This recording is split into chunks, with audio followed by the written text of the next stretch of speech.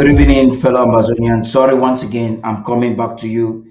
It has just been brought to our attention that we were not streaming on our social media platforms. I want to confirm that you are actually getting the signals of this exclusive interview with the president on our social media platforms. If so be, just indicate, okay, yeah, I have that confirmation now. Thank you once again. Good evening and welcome. Today, March 29th, 2023, we're having an exclusive interview with the president, and you know the focus of it. We are concerned. The war, the same way Russia invaded Ukraine, is exact same way La République du Cameroon has invaded and annexed the former British Southern Cameroons. That notwithstanding, Russia seems to be making outreaches, creating new friendship all around the world. A particular friendship that is of concern to the nation of Amazonia is the military accord between Russia and La République du Cameroon. That notwithstanding, you have the president of the Federal Republic of Amazonia has taken a stand with the West, with the United States of America. It is a partnership. We're yet today to find out the rationale of this partnership. There are many who believe that perhaps Amazonia should have just taken the position of neutrality. Your questions and worries are as many as mine. Lady Casey and myself will be here to help anchor some of your questions to the president. We will give to you answers, and we'll also open the phone lines so that if we miss out on any question, you can also have the chance to talk to the president. Right after this break, we want to give a brief report, an exclusive of Putin's outreach to Africa. Right after that, we'll take the anthem and we'll go straight away the interview session with the president. That will take us less than 10 minutes. Stay tuned.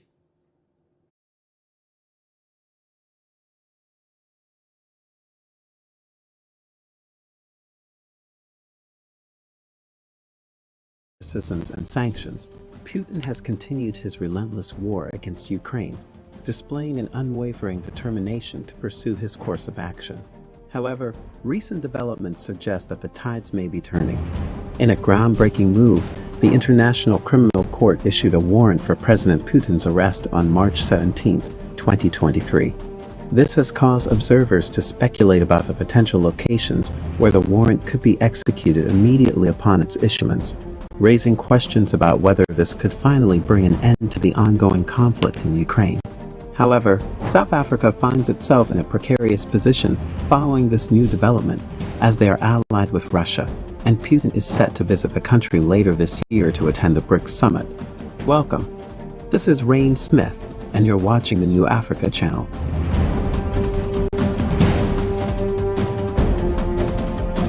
This development poses a significant dilemma, with the South African government facing tough decisions regarding its stance on the matter. There are ongoing questions and debates as to whether South Africa will arrest Putin if he comes to the country. In response to this, a spokesperson for President Cyril Ramaphosa stated on Sunday that South Africa is aware of its legal obligations regarding the matter. We are, as the government, cognizant of our legal obligation. However, between now and the summit, we will remain engaged with various relevant stakeholders, spokesperson Vincent Magwenya said. Magwenya also acknowledged the report regarding the International Criminal Court's arrest warrant and emphasized that South Africa remains committed to and strongly desires a peaceful resolution to the conflict in Ukraine through negotiations. The warrant for the arrest of President Vladimir Putin are on charges of war crimes committed in Ukraine since February 2022. The accusations pertain to the removal and transfer of children from Ukraine to Russia, which constitutes a major war crime under the definition in the Rome Statute. Mr. Putin is alleged to have committed these crimes in conjunction with others, and it is claimed that his failure to adequately supervise his civilian and military subordinates who carried out these actions renders him individually criminally responsible for them. Additional allegations of war crimes and crimes against humanity are likely to emerge. As one of the 118 nations that have become parties to the Rome Statute of the International Criminal Court, South Africa is legally bound to execute the arrest warrant if Putin visits South Africa. Over the years, the bond between South Africa and Russia has deepened, making it highly unlikely that the South African government would detain the Russian president if he chooses to attend the upcoming BRICS summit in Durban. The close relationship between the two nations presents a complex situation, with political considerations and diplomatic ties potentially influencing any decision that may be taken in this regard. So what do you think South Africa should do? Should they detain their longtime ally? Or should they ignore the arrest warrant? Let us know in the comments. Be sure to like the video, comment, share, and subscribe to the New Africa channel.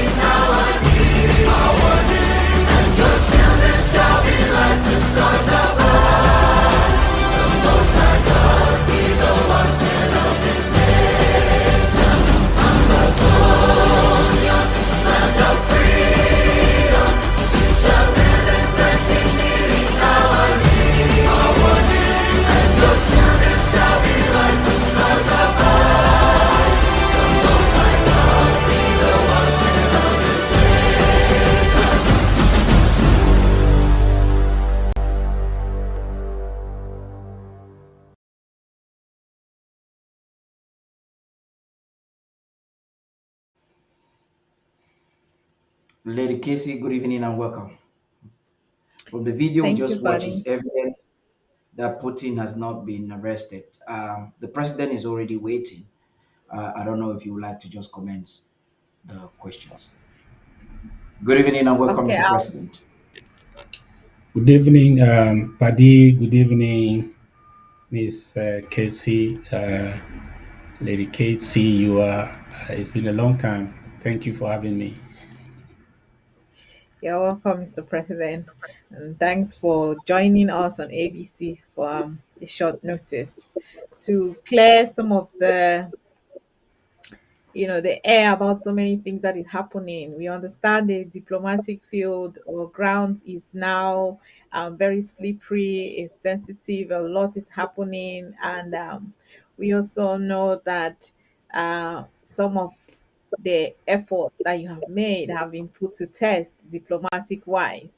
I will just dive straight into the discussion for today. And firstly, I understand you live in the US, and we've seen some of the efforts, some of the members of the Senate have talked about Amazonia, some of the things the US dignitaries have said regarding the Amazonian liberation struggle.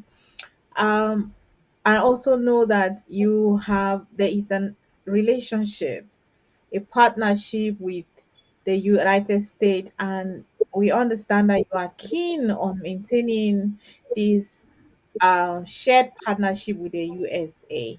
And can you tell us in detail why, given everything that is happening in the world and the current state of affairs, in relation to conflicts in other areas and people taking sides, why you are keen on this shared partnership with the United States of America?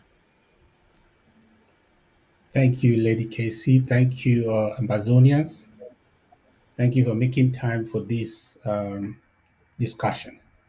I just want to talk to my people. I just want us to exchange ideas. I'm sure you will also be tabling your questions through our moderators so I can answer them. Um, President Mandela visited the US And when asked why he was a friend to certain countries that were supposed to be enemies of the United States, and he answered something, and it's online. He said, "Our attitude towards any country is determined by their attitude towards our struggle." So that's what it is. This is not an intellectual exercise. This is not a history lesson. This is not some debate in a university classroom about what is good. It's not a lesson on morality or logic. It is clear that our attitude towards any nation, anyone, is going to be determined by their attitude towards our struggle. What, what has been the attitude of Russia towards our struggle? Let me start with the opposite. What has been their attitude towards our struggle? What have they done other than helping La Republique when the United States is withdrawing their support for La Republique military? What have they done?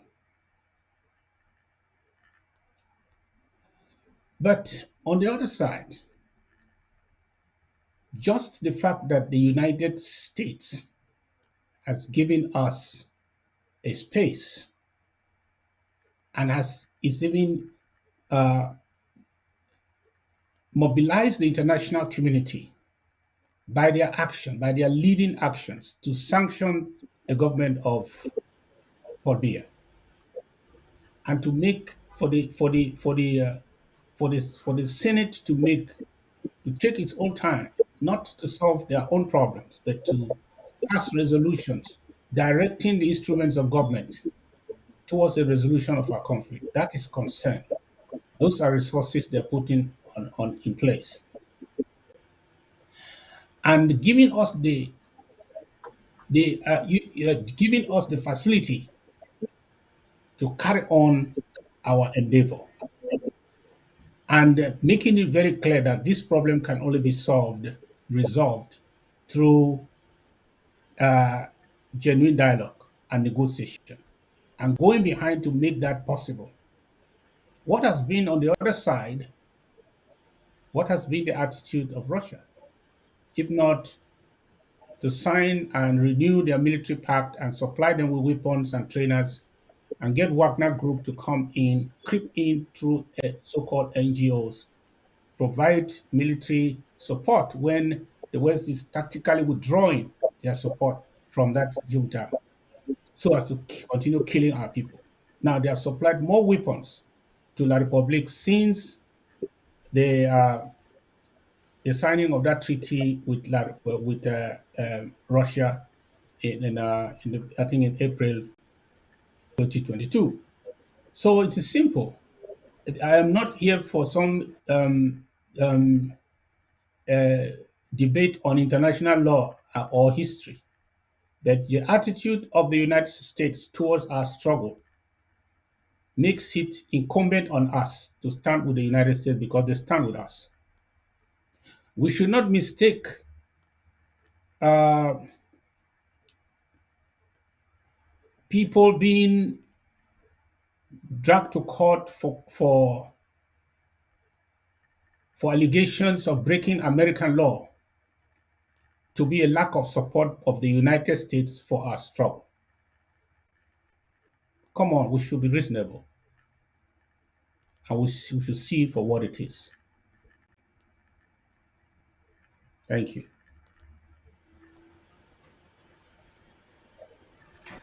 Mr. President, I think I am to take the next question in this delight, and I would want to challenge your logic by relating it with, should I say, your counterpart, Bia and La République Cameroon. We are aware of between French Cameroon that was signed by Yiju, and I think almost every French colony in Africa is signing, and that was done decades ago. We know that La République du Cameroon and France have a firm relationship, firm ties in war, and we've seen that in many different counts. Aside from that, we also understood that the United States of America was giving some sort of military assistance or help to La République du Cameroon, which they claimed they were using that to fight Boko Haram. And the Trump administration withdrew that military support. And some are saying that Mr. Biya is very strategic moving towards Russia. He is to provoke the West so that the West can take them seriously, and that it would have been better for us to employ the same approach. And perhaps they have some logic, because if you look at the United States and Cameroon's relationship, even based on what Ambassador does in Yaoundé, the military accord between Russia and La République du Cameroon is seemingly changing nothing. So don't you, if you are given a second chance, won't you pick your strategy of leaning entirely on the United States of America?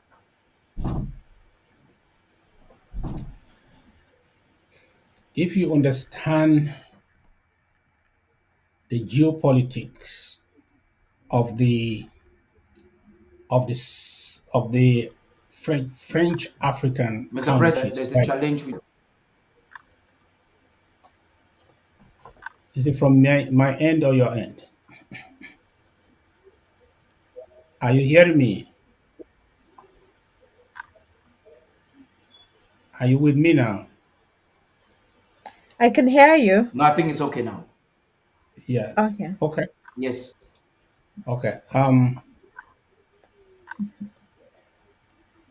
The countries, the French African countries, are where they are today. I mean, the leadership of these countries are non-democratic. I mean, these countries practice the non-democratic systems. I Googled AI, artificial intelligence, to know about these countries. And they told me clearly that all these countries are undemocratic. The only ones that were mentioned as democratic countries are the English speaking countries in West Africa. These other countries were called undemocratic.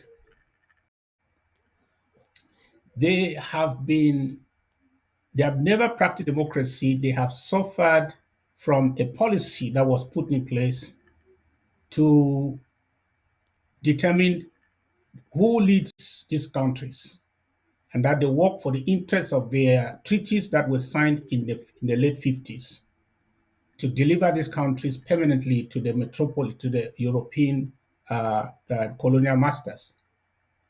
So these regimes in place have become unpopular because you cannot keep on serving another interest, a foreign interest, ignoring your people, because power does not, you don't derive power from them, and you continue to be popular.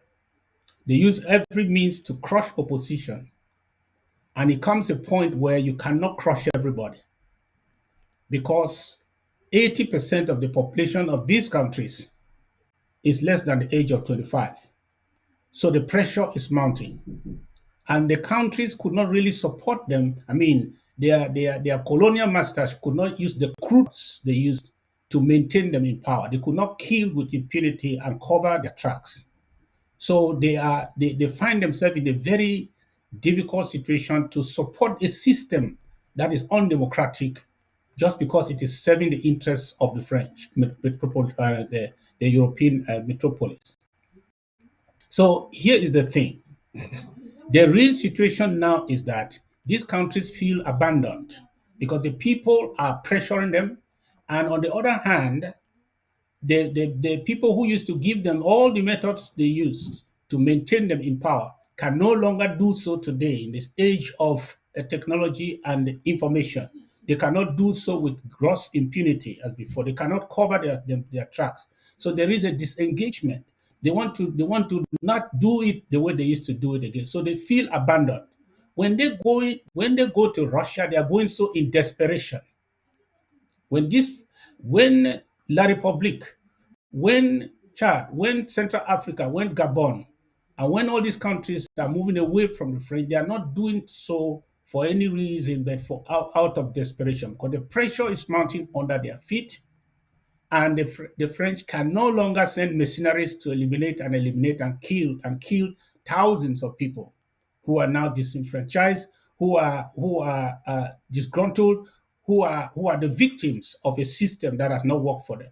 So they are going to Russia not because Russia will come and be the godfather that these people have not. Going to Russia for survival, because Russia is a market. Russia is an arms market. Russia is not coming to any of them for strategic uh, alliances in terms of development. No, tell me everywhere that they are, the Russians are there to sell. The Wagner Group is there to make sure they get weapons just for the survival of these regimes. And the only reason why they are accepted is because of the anti-Western sentiment that has settled. They are not being celebrated for what they are doing for the people, but they are being celebrated out of a logic of retaliation, because those who supported these regimes are now seen to be part of the problem. So these regimes, La Republic is going towards Russia just for their own regime survival. It's for regime survival. It's not for because they want to come and be better than what America has been or what France has been to them to Cameroon. No, because in every relationship they have with Russia, they are the ones spending. They are paying for the things. They are paying with their resources. They are paying with money they are stealing and embezzled from the siphon from the national treasury. That's what they are giving to Russia to get whatever they need to keep themselves in power by all means. So I cannot change my position. If my house is burning, if you have problems with your family, you should better reconcile with your family than to go and take refuge in your neighbor's palace, because we know our family. We know those who have been with us and who are with us, who know who we have had ties. If we need to settle certain things, we need to sit down with them and settle them. In the time, very critical time like this, we need to have that conversation with them. We need to advise each other. We need to engage each other.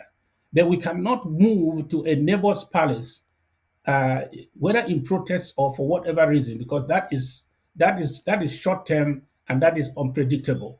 Because we don't change policies just because we are under the pressure to do so. We have to sit down and engage those we have been with strategically for a new paradigm, for new approach, so that let's work together. That's the way I think we need to engage our Western partners and allies, our traditional allies, to have a conversation, not to move to an enemy camp, thinking that they will come and do what they have not done anywhere. There's no example of what they have done anywhere in terms of development or whatever. They are only everywhere they are for the resources. So what is the difference? What difference would there be? Today, if they are seen to be liberators, is because they are not in charge. They are not the seated ones. They are not the ones who are seated on the continent. If they were the ones who were seated on the continent, yes, Europe and America would have been on the other side, also pretending to be liberators. So let's work with the one we know, and let's improve on the things we need to improve than to change pilots mid-air and we are surprised about the landing. Wow. That's that's amazing. Lady Casey, please. Do you have a follow-up questions with that, or we can move on? I think Buddy, you should to you. you should ride on with that. Okay. Move on to the next. On this, yeah, Mr. President, on this great note that you've just ended, we're moving into diplomacy. And I think what you have just explained so far is a basic or background principle of how you have functioned in your diplomatic efforts and activities as the leader of the interim government and of this liberation movement.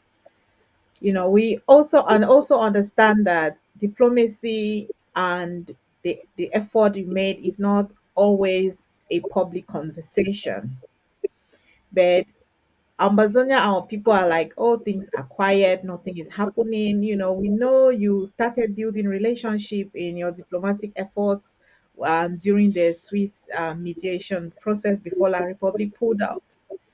You have spoken, to several um, powerful state dignitaries to see the Swiss process to life, and you have had some engagement, and you also, were invited to the Canadian talks, and you pulled out. Now, as a leader, what are you currently doing diplomatically to consolidate all these relationships for Amazonia? And Yeah, also, yeah, and also, what do you hope to achieve going forward in our liberation war?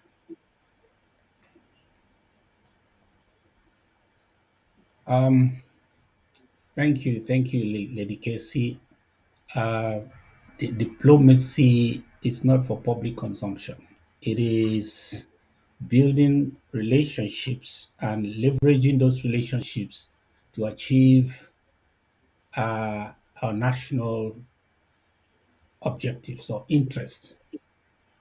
And sometimes it is best to keep those relationships as secret as possible until results are in the open for to share, or we are in a comfortable place to share the results and not even the moves that we take. We should understand that diplomacy is war. Yeah, it is war on another terrain. So when you make your enemy to know all your moves, what will he do? Naturally, he will counter them before they before you succeed. So we are not going to be careless about that. I want to say that every door that ever opened for us, we were there.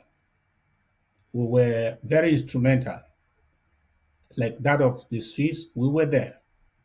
We actually engineered that because we had written, contacted the Swiss and the United States government, and that was engineered, and it happened. We were contacted. We were there from the beginning, and we saw that that was a great door that was open, and despite the unwilling behavior of La Republique, we stuck in there for 2.5 years until they finally exposed their their their their unreliable characters by withdrawing unilaterally from the talks, from the negotiated settlement, and then when they even decided to replace it with a farce in Canada, we were also informed, but we made our evaluation and saw that it was a bridge to nowhere. It was a waste of our time.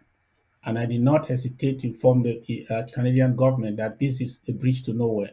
This is not serious. It looks like some damage control for what a failure, diplomatic wise, the La Republique has committed in Switzerland. So they are trying to make a fix that will project a certain image that they have lost. So at best, I told them that was what it was. And everybody saw how it ended. And first of all, La Republique were not even in Canada. And today, the Canadian government is investing, struggling to see if they will get them to the table. That should have been the first thing in the first place, which they did not do.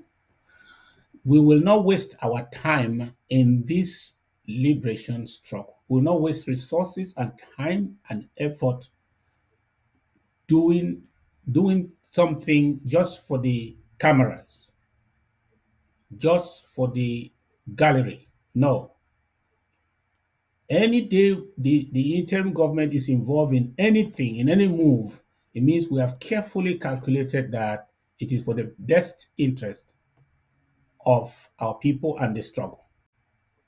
We're not going to be wasting our time moving up and down and flashing pictures and giving you updates over nothing. It's something that we know will end up with nothing and start deceiving you people, keeping you hopeful over nothing. So that is so in Canada. Then after that, we have been working. One thing is that we don't dismiss a proposal because we want to dismiss one. Whatever proposal that is brought to us, we are going to do an evaluation of that proposal and make a determination whether that meets the minimal the standard for our engagement or not. So we are having those conversations with even still having them even with the Swiss. We have not boycotted, and if on other intermediaries, then we continue to work with our allies, traditional stakeholders around this struggle, and until we are able to secure some breakthrough, some news, worthy event, we are not going to announce. We are not relenting. But above all, democracy flies on the wings of resistance, of the resistance. If we die, if our resistance ends, then why should there be talks? So we are going to zero down as we have done on the ground to make sure that the ground is as hot as possible, to make sure that if the Republic continue to pay lip service and continue to play games and refuse to come to the table as it is right now, we will not win this by forfeiture. We are going to resist till the end. So that is our main focus right now. We are fighting as if there will be no negotiation.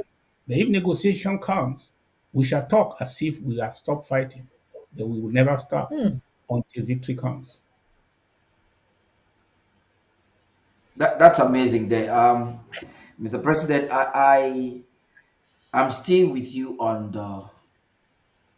on your approach and attitude in diplomacy during this critical time, leaning entirely on the United States of America.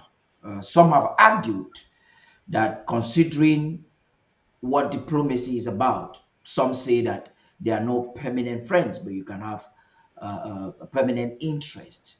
Don't you think or consider that if you would have to consider, don't you think, or maybe rephrasing or reforming or redirecting your approach, wouldn't you want to consider neutrality instead of just choosing one side entirely? You know, you say diplomacy is there are no permanent friends. I agree. For now, this is our friend. Let us hope that we'll have another reason one day to make a new friend. Let us hope that we'll have strong reasons why our friend today will become our enemy tomorrow. But that is speculative. For now, reality is there for everyone to see, unless we don't want to see. Yes, we are with America. Can you imagine if we were if we were in the United Nations in the month of March, 1 month after a few weeks after Ukraine was attacked by Russia, the nations voted, the nations of the world voted in the United Nations to condemn the invasion of Ukraine by Russia. I mean, to condemn. La Republic they were not even present. They ran away from the hall. Can you imagine that if Ambazonia was in the United Nations? Is that those who are saying that neutrality? Did you expect us to also run away from the hall? I mean, to abstain from condemning the annexation of Ukraine by Russia? Then why should we condemn the annexation of La Republique, of Amazonia by La Republique? What kind of hypocrisy is that? How can you afford to be neutral? If somebody is to be neutral, it's not an Amazonian. La, Repo- La Republique made sure that 2 months after Russia attacked Ukraine, that was in April, Russia invaded Ukraine in the month of February 2022. Just 2 months after, La Republique dispatched their defense minister Betty Asomo to Moscow to renew their military pact that they had signed in 2016, now to include the supply of weapons and all kinds of strategic military collaboration. In the middle of the outbreak of the war, do you expect um, Amazonia, if a member of the United Nations, to say that will be our position? There have been 3 votes in the United Nations on this issue. La République abstained from all of them. But if it's just abstinence, what do you call neutrality? That's no neutrality. They have chosen a side. They refused to vote to condemn the Russians, but they went to Russia 2 months after to renew military pact and buy more weapons. So what's the neutrality? Is it neutrality just by voting? What's the body language? So all these people who are pretending over calling it neutrality, it's no neutrality. They have chosen a side.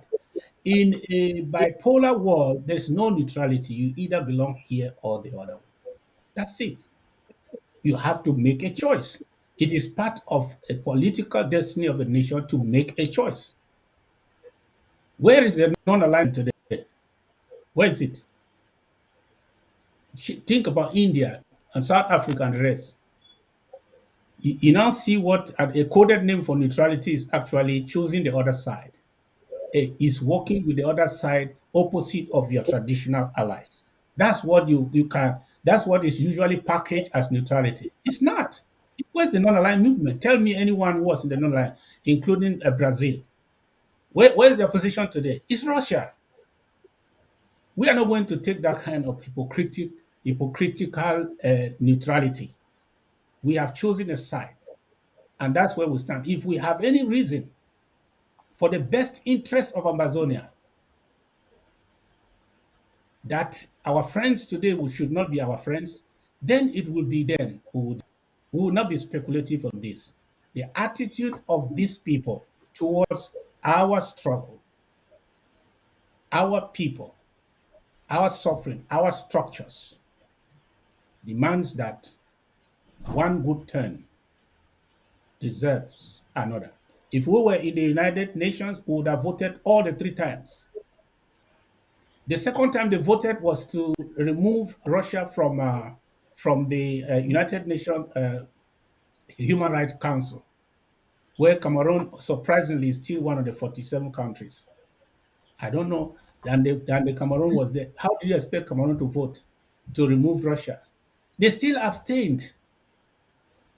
But they are with Russia. They are with Russia. I blame every death we have suffered, every new military hardware we have that has entered La Republique, the hands of La Republique, to fight us since 2022, since after that agreement was signed. I blame it on Russia because the Wagner is not just a fighting force. They traffic weapons to the people, to the allies. They help to enforce the Russian defense pacts wherever they are signed. So they are already there. If they are not there by a huge number of personnel, Their weapons are already in the hands of La Republic, killing the people of Ambazonia. And somebody is telling me of some kind of neutrality against them. What is their attitude towards us? What have they done that has been to help us? At a time that America is withdrawing its support, its military support, and considering sanctions and mounting pressure, they would have done the same. Don't put me any history nonsense here. Right now, right here, what are they doing? They have stood on the side of the oppressor. They are enabling the enemy to get what it needs to annihilate us. They are using their taxpayers' money, putting in the hands of the republic, not even taxpayers' money. They are take their technology, putting in the hands of the republic because they are desperate. Because even the French cannot support them openly again, because the best thing to do is to respond to the people because they are not in a position to respond to the truth, to the people, to the truth, to meet Ambazonia on the table. They are bent on doing things. Remember, this is the West that has said this problem has to be solved through a mediated settlement. Now they said no, they cannot continue to enjoy all the military support and the help to crush us. That will be working. You reject if you reject their advice, you cannot get their help to do the opposite. So where do they have to lean? They have to lean on the market. They have to go to the market. The market is China. The market is Russia. That's where they are going to buy. They are either going to buy money in China or they're going to buy weapons in China or buy weapons in Russia. They are not our friends. There's very little that really connects us with these people. But for these regimes that are struggling to get whatever they can get to continue their anti-democratic traditions and crush every rebellion around them and maintain themselves in power. In the case of Amazonia, to crush us as a people and keep us as their bounty to trade with their new friends. Wow. You seem to be very comfortable and comfortable and confident with your position at this time. Well, fellow Amazonians, for those of you who are watching us on our social media networks, I'm calling on you to keep inviting and sharing as we plan to move into the next phase.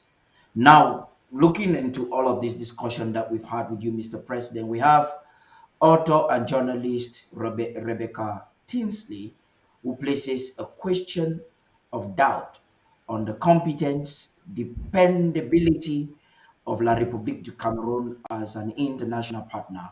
We'll take that right now as packaged in our editorial. Right after that, we'll get into the next phase of our questions. And I'm calling on all those watching to stay tuned. Tonight, we'll look at a special editorial, a conflict that should have been avoided but is now ongoing for almost 6 years and counting, wasting thousands of innocent lives, decades of abject poverty, increasing rates of unemployment, oppression, marginalization under the Franco-Cameroon hegemony.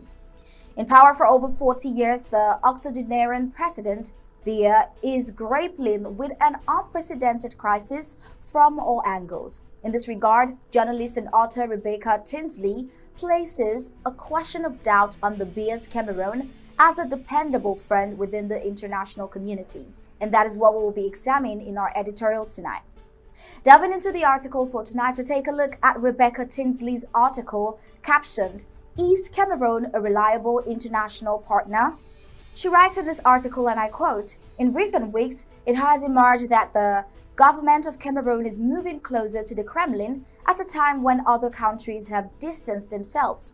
As the International Monetary Fund (IMF) warns Yaoundé yet again to reform its governance and economy, diplomats and investors will be questioning whether Cameroon is a reliable partner." A risk analysis assembled by the non-partisan Global Campaign for Peace and Justice in Cameroon warns that Cameroon's deteriorating security situation and Yaoundé's reluctance to resolve the Anglophone crisis are damaging its international reputation. The conflict in Cameroon's predominantly English-speaking regions has battered the region's economies while causing massive displacement and destruction. The Canadian government recently hosted 3 pre-meetings between Yaoundé and several Anglophone separatist groups and representatives, aimed at paving the way for inclusive negotiations. However, the process stalled after a Cameroon government communique denied engagement. If President Paul Biya administration continues to seek a military solution to the long-running separatist crisis, a stalemate of violence will deter investment and all will keep suffering. Cameroon's growing relations with the Kremlin may also cause potential international diplomatic partners and investors to distance themselves. In the wake of Russia's invasion of Ukraine, Cameroon renewed a military agreement with Russia. And last month, Cameroon again chose to be absent during a United Nations General Assembly resolution on Ukraine. An S&P Global Market Intelligence report published this week states that Cameroon is helping Russia's so-called dark fleet to avoid sanctions. Since the Russian invasion of Ukraine, vessels are moving to the Cameroon flag in the hope that suspicious vessels' practices, including memberships of a shadow fleet, would not be regularly scrutinized or inspected. The S&P white paper stated. There are also concerns that Yaoundé may expand its ongoing relationship with the controversial Wagner Group, the Russian mercenary company subject to international sanctions. The Wagner Group, accused of atrocities in Ukraine, Mali, Libya, and beyond, already uses Cameroon's port of Douala to import heavy equipment and export resources it questionably extracts from Central African Republic. Global businesses considering working in Cameroon may be deterred by widespread corruption of officials and an unreliable legal and banking system, all serious barriers to prosperity. The impartial watchdog groups Transparency International and the Mo Ibrahim Foundation give Cameroon a poor report card on corruption, with Cameroon coming 142nd out of 180 countries and 36th out of 54 African countries, respectively. Both groups rank the corruption of officials in Cameroon as getting worse, despite government's promises to deliver transparency and accountability. The World Bank's most recent annual report on the business environment also described a deteriorating situation. While concluding, Rebecca Tinsley advises, in addition to taking steps to implement transparent business practices, the Yaoundé authorities should heed advice to recommit to the Canada-led peace talks. Use of an impartial facilitator to reach a peaceful agreement is seen as the best chance to improve the country's stability, security, and commercial environment. Canada will reportedly meet with Cameroon this week, allowing Cameroon to become a reliable partner by charting a route to talks and future prosperity. That certainly will be the end of our editorial for tonight. For more of such beautiful articles, visit our website at www.abcambertv.com for more, or become a club member and a part of this winning strategy. Final payment details on your screen. I am Star Smart, reporting for Undaunted ABC Amber TV.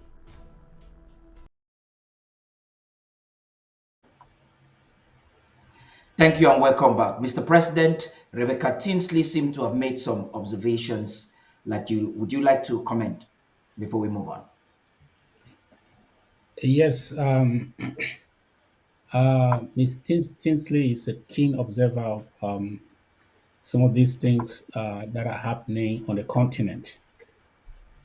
You should understand that the Central African Republic today is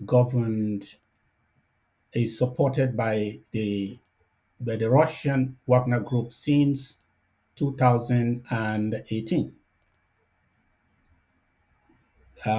When the French and American forces that were there withdrew in 2017. So the Russians came in, invited by President Touadéra. So they are there. And the other thing to know is that wherever the Russians are, they are there to sell their arms and harvest the resources. That's it, strictly. And the Central African Republic uses the Douala seaport. They don't have another seaport. It is tortuous for them to go through Congo, then Gabon.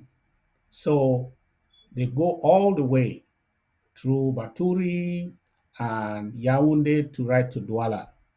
That's the route. That is, so they are using the port of Douala. That means that military hardware that are going to support the government of Twadera in Central African Republic, guess what? They pass through where? They pass through the Douala seaport. And for them to pass through the Douala seaport, there has to be a complicity of the system. The system is in complicity with them for these things to go through. Because you don't pass with arms like that. And if it was just a conduit, I would understand.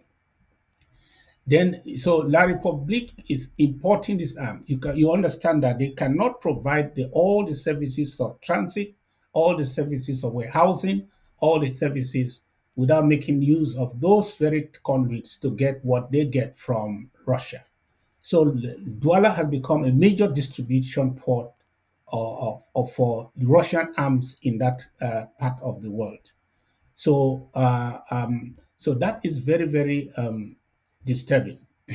And I can be sure that some of the people who are on the list of people who have been banned, who have a restriction on their movement, are able to come through Douala and are able to go out of Douala. And wherever the Russians are, they are receiving payments in terms of resources. That's what they do, even in Mali. They are selling their weapons in exchange for resources. And when they get those resources, they must be able to take them out of the country, out of Central Africa. There is no market for those things in Russia, in Central Africa or in Douala. So they take them to the world, to Russia, through China, through Douala. So is that what they call neutrality? No, that is actually complicity with the enemy. I'm calling on the United States to understand this and do so quickly, because it is never good to be late when you are strong enough to have avoided what the misfortune. Cameroon has got to a point where they have chosen to hold the snake to survive, because they will not do the right thing. And the thought that they are going to change is cannot it's a mistake. It's deception, because they cannot change. Because changing means to work according to international norms, according to international law. If they work in that way, they think they lose, because they don't have a case. They don't have a legitimacy. They don't derive their power from the people. They are not a democracy. So if they give up that which is the power, then they lose. So this little junta that is controlling Yaoundé, they are not ready to give it up.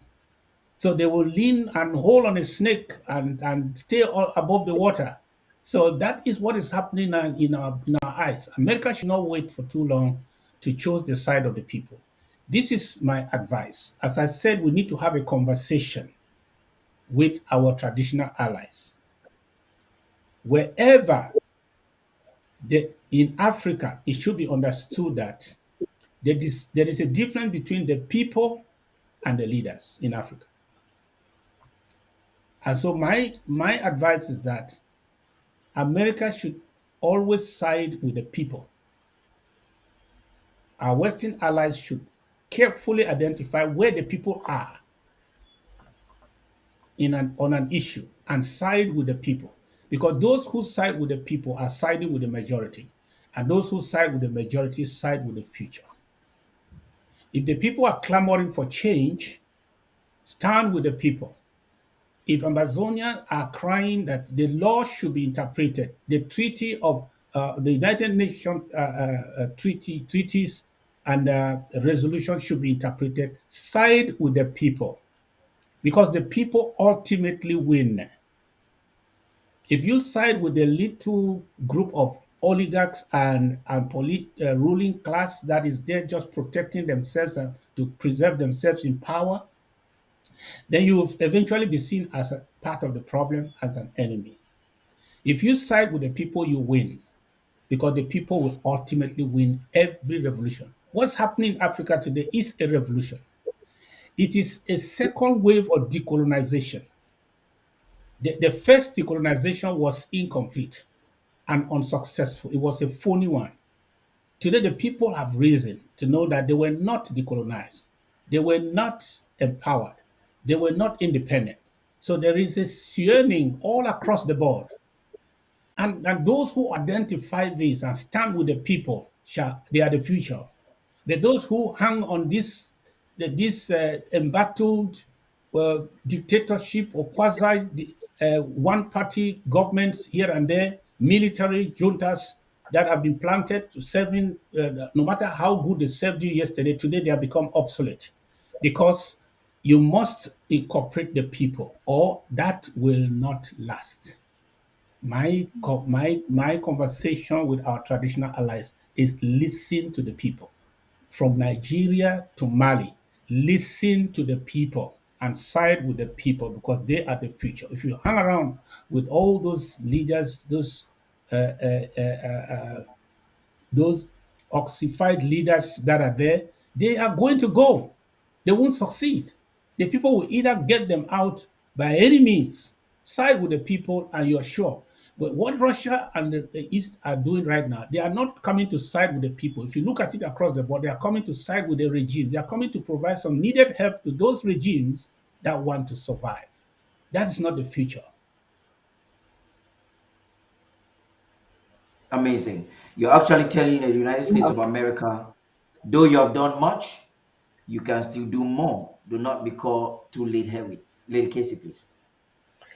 Wow, wow, that is an insightful piece there, and I mean, I can see our viewers are totally appreciating that. And this perspective that you've just brought up, telling the Western powers to side with the people in these areas, and you mentioned Nigeria, and we will get to it at the later part of our conversation this evening. In Ambazonia is evening. But before we get to that, I would just like us to look inward within our Amazonia people, the struggle, the attitude, and how far we have come. And this is specifically on unity and collaboration. I know this word unity and collaboration have been thrown around anyhow, carelessly. People have used it as an insult, they have used it as a compliment, they have used it as a way to motivate or inspire themselves, or I've used it as an excuse to leave the struggle. I've used it as an excuse to go against the liberation movement. I mean, unity and collaboration, we know how this has been used. But on your part as a leader, since you took office in 2018, yeah, I hope I'm right. Yeah, 2018. And you have done so many different things to try and unite the both the diaspora front and the restoration fighters. When you took up the bold step to escalate this conflict on the ground, and you've also taken several steps to create collaboration and unity both on our home front and in the diaspora. I mean, you created the is it Arcon, you created, you was going to ASSC1, which was also a collaborative platform. You created a system of governance that is solid and functioning today. You also remember the Washington conference when you brought every Amazonian significant leader in their rights to see that we work together to push this forward. And you've done so many different things, um, those that are not mentioned, those that are not never came to the limelight. We read most recently the Amazonia Coalition team. I mean, you've done a lot of different things to collaborate for a purpose to unite as a people. You've done these different things to see unity and to see collaboration for the Amazonia people, and for that will help to move this struggle forward. Now, at the current state of things, with the atmosphere, within the Amazonian people, the Amazonian freedom fighters and activists being so polarized, what are doing uh, to this regard to see that there is continuous collaboration and unity were necessary in the liberation movement as the leader. Yes, some people claim that the words collaboration and unity are interchangeable. I don't think so. Unity has to do with identity. Collaboration has to do with operations, activities. So there cannot be unity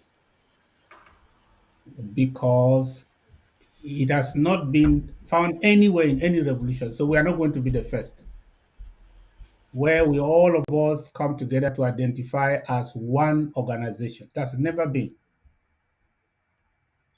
It was not in South Sudan. It was not in Eritrea. It was not in South Africa. It was not anywhere. So name me anyone you know. That is not going to be possible. There will still be incatas, just like there were ANC, there was Communist Party. There will always be.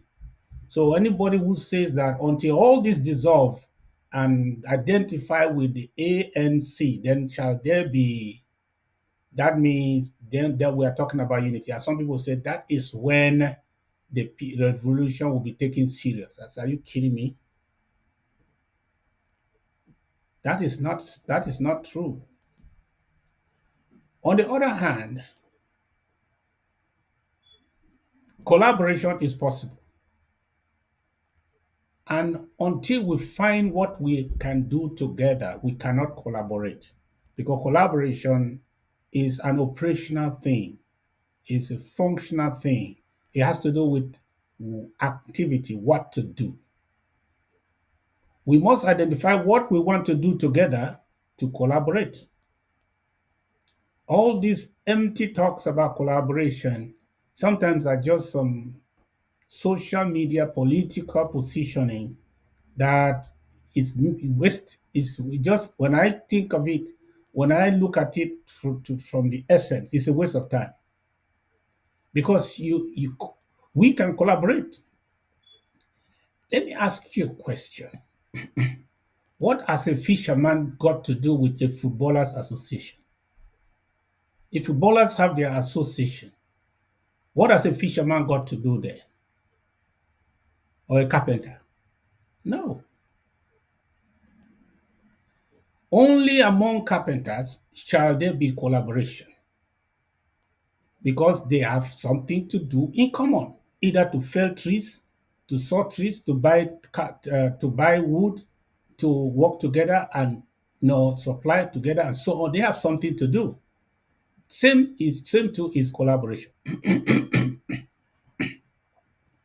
That is why when we move towards negotiation, I masterminded the creation of the act because we had something to do, and we had a lot amongst many among us who agreed that we should collaborate to face La Republique as one man,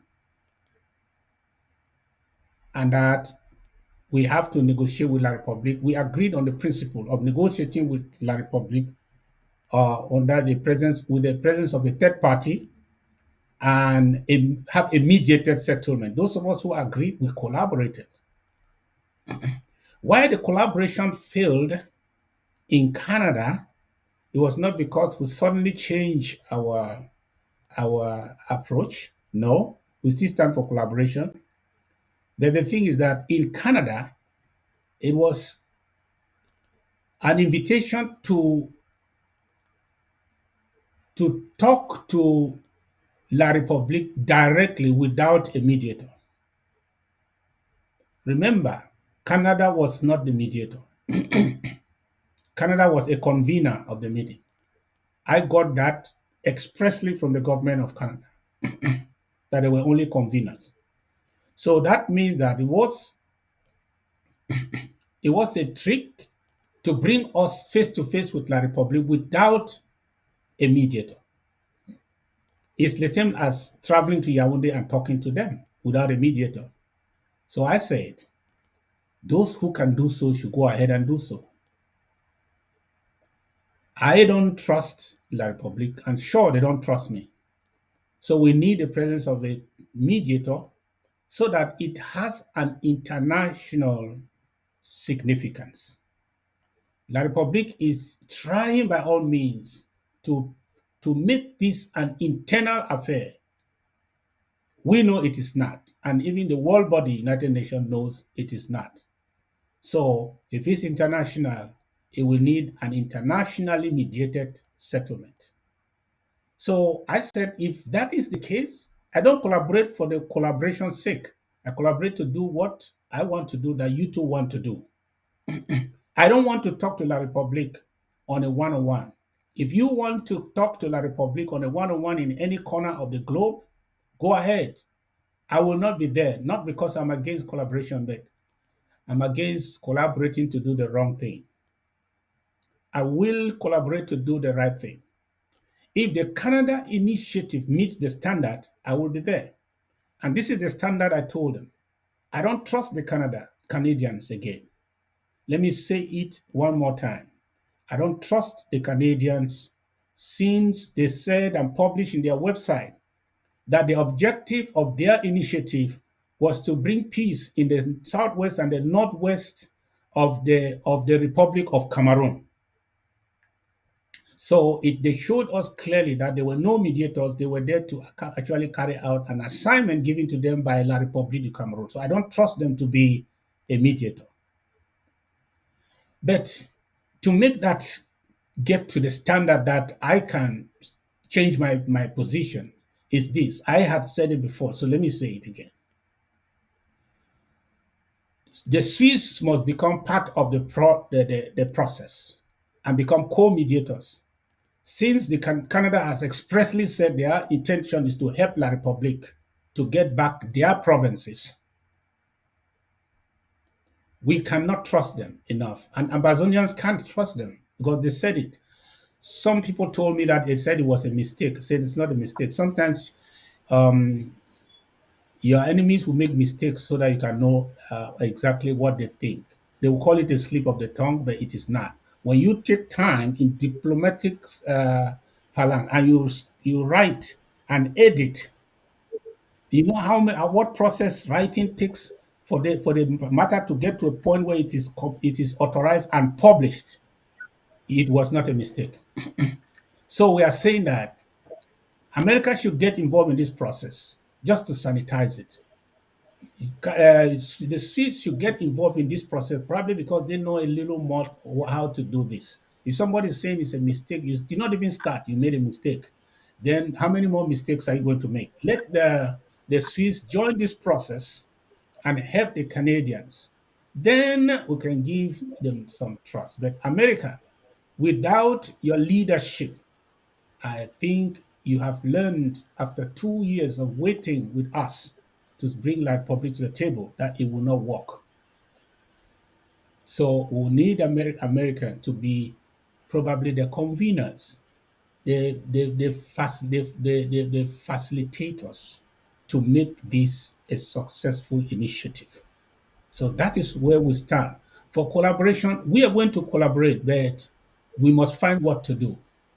If we find people who are fighting on the ground, like we are fighting, and they are not fighting us, but they are fighting the enemy, we are going to find a way to collaborate. That means collaborate in fighting. If we find some people who are doing the kind of diplomacy we want to do, we find what we agree on to do, we will collaborate. But the talks about unity is a waste of time because that is not achievable. That is a utopia. It cannot be achieved. It has not been achieved anywhere, and it is not a condition sine qua non for our freedom. Because in every revolution like this, for what you need to solve the problem is the critical mass. It is the principle. If the principle is on the table, agreements can be reached. And the rest of the people shall be consulted with a piece of that agreement for ratification or endorsement. That is how it was done in South Africa. I think it will also be done like that for us. For somebody to tell us that those who want to go to Yaoundé and those who want to end in the Mongo Bridge and those who are going to Boya should all come together and agree. What will be the agreement point? Then now unite and be one before we can do something. That looks like a pretext for doing nothing. Hmm. Hmm. Mr. President, you Wow. seem to be categoric and extreme with your positions on almost every discussion we are having this evening. I want to follow up on the unity and collaboration on your perspective. In fact, I want to challenge it. But before I do that, I would also like you to tell us, since you took us off the rails on that, um, if Canada, as a developed country, chooses to redefine their position on black and white, will you still stay your decision not to trust them today? And again, I want to ask you your position on collaboration and unity is troubling to some who might not have had the experience that you do have, and especially maybe some international partners. Aren't you worried that your leadership competence and prowess could be put to question, your inability to bring your own people, in spite of their political opinion at this time, together and to create a formidable form and way forward? Um, Two cannot work together except they agree. Agreement is only expected amongst people of like minds. We are all of Southern Cameroon's origin, but and we feel the same pain, but we don't want the same solutions. So for somebody to say that he's a Southern Cameroonian, so just unite with him so that you guys can be one. No, what unites us is not the pain. It is also the solution we seek. The solution we seek is what unites us. Okay? We seek the restoration of our statehood that was annexed, stolen by La République du Cameroun. And a complete, total restoration is what we have done. And we are defending our right to do so. And we have not changed. I know that some people started with us from the start line, and today they have grown weary and they are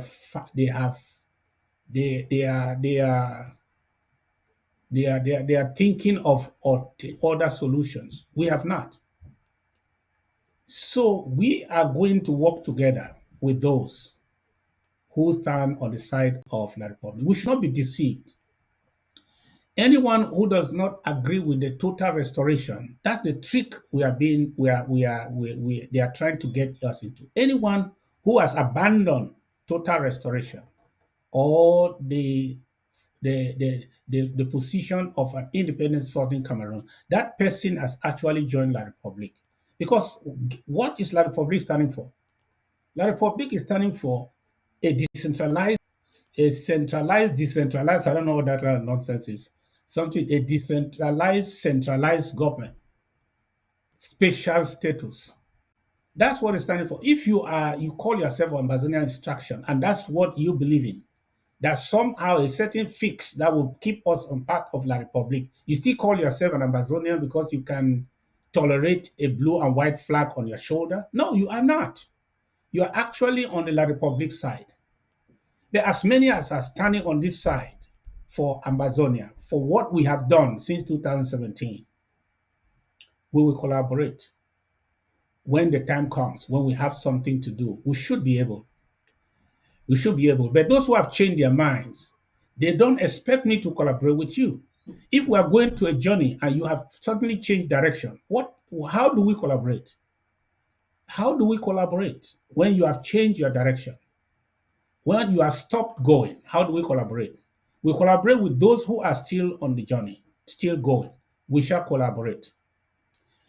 If Canada will change their position, it is more than just writing a new declaration.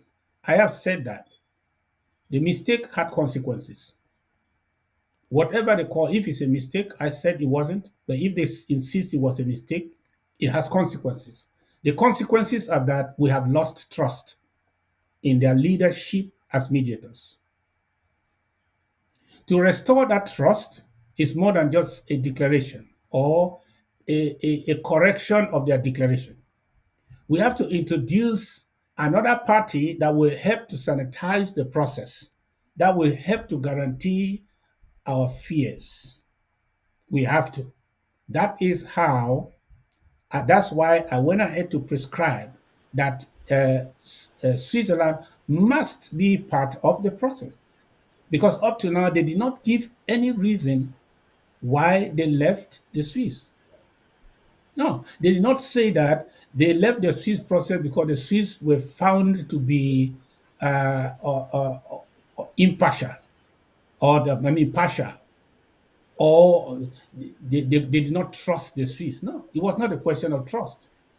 So the Swiss, if they have come around to say they now want to embrace the mediated settlement that was proposed to them in the first place, then Swiss must come in. They should come in because we in Ambazonia trust them. They have done it. They have been professional all the way. They have really practiced what neutrality looks like for a mediator. That if they are coming, let the Swiss join the Canadians. They can bring in their technical know-how and help Canada. And we are also insisting that for it not to be another April Fool, another waste of time and waste of lives, America should do more than just a declaration of support of the process, that provide leadership to bring La Republic to the table. I said the other time jokingly that America knows how to get Paul Biya out of his sickbed and bring him to Washington.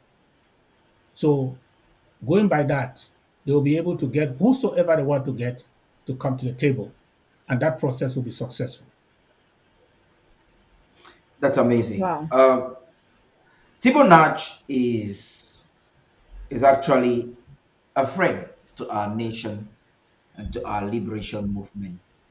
The fact is, there are utterances he has made that have created a wave of controversy within our community. Lots of Amazonians are not in agreement. Before we move on, Mr. President, and in relation to collaboration, and even an aspect I would like you to make a comment on, let's watch this 2 minutes excerpt of a talk show that Thibault Nach was a party to. Stay tuned. I am, however, a passionate advocate for justice for Ambazonians, Southern Cameroonians, who have been without any justice for many, many years. This comes to me from my own personal experience because I was a victim of a very unjust regime growing up in communist Hungary. And then I spent many, many years when I came to the United States in our own diaspora, the Hungarian diaspora, that very much wished for freedom to come to our country, and God answered our prayers, and that did happen to us. So when I saw justice for my own people, that has really put in my heart a calling for justice for others who have been suffering the same. And I pray every day for justice and human rights for the people of Southern Cameroon's Ambazonia. However, as many of you have heard me know, that I cannot take sides in independence versus federalism. I know very, very many good people on both sides. My passion is for a just outcome. My passion is that the people of Ambazonia or Southern Cameroons have their dignity and their human rights that are deserved and have been denied for so, so long. I also have said many times before that as long as the community remains divided on the leadership, on the mechanics for getting there, the destination is going to be very hard to achieve. So once again, my plea to the community is to please find at least one major point of unity, which all prominent individuals and which all groups can agree on. Now, that is not for any outsider to tell the community. That has to come from the community itself. But looking on as a passionate ally, from my point of view, perhaps one item that the community could be united on is a demand that there be an internationally recognized referendum so that the people actually on the ground in Ambazonia, those who are suffering every day, can be the ones to determine their own future.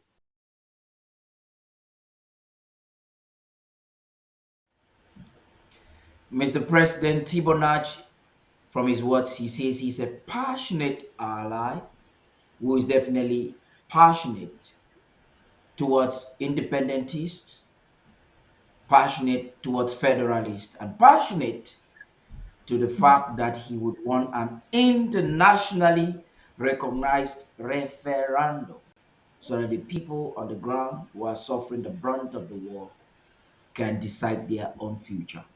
Please, we are listening, sir. I have very deep respect for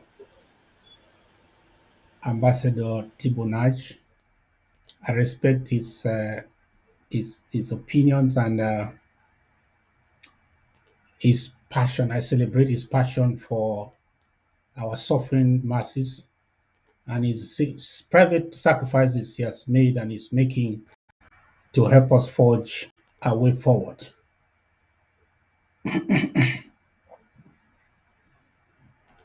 There's one thing that from a distance you cannot know.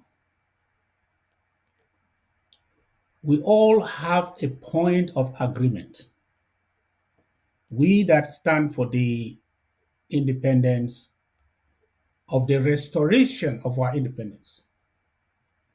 Because people should not make a mistake. We are not a country that is struggling to secede from another country. La République seceded from this union when they restored their former name and abolished the federation.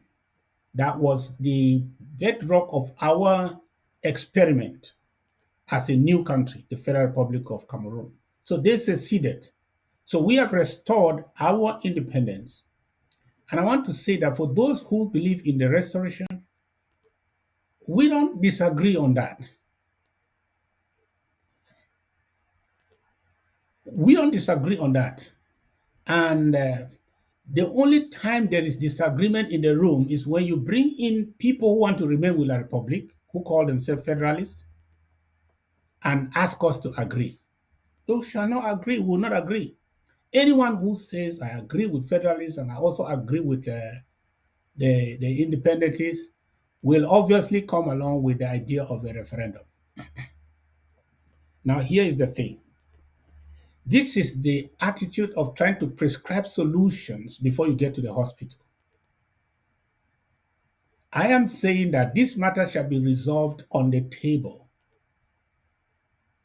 The international community should trust the leadership of Ambazonia as they trust the leadership of La République to reenact what happened in Fumban in 1961, to sit down and decide a way forward and decide on how to part ways, how to go about it.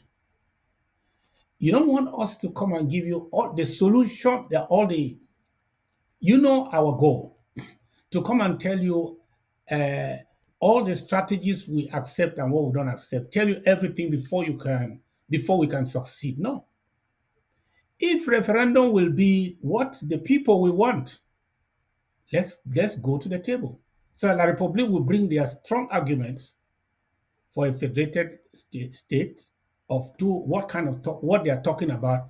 Proposals are made on the table. They are not made in beer parlors. Whatever claims they have, let them bring them to the table. Whatever arguments they have, let them bring them to the table.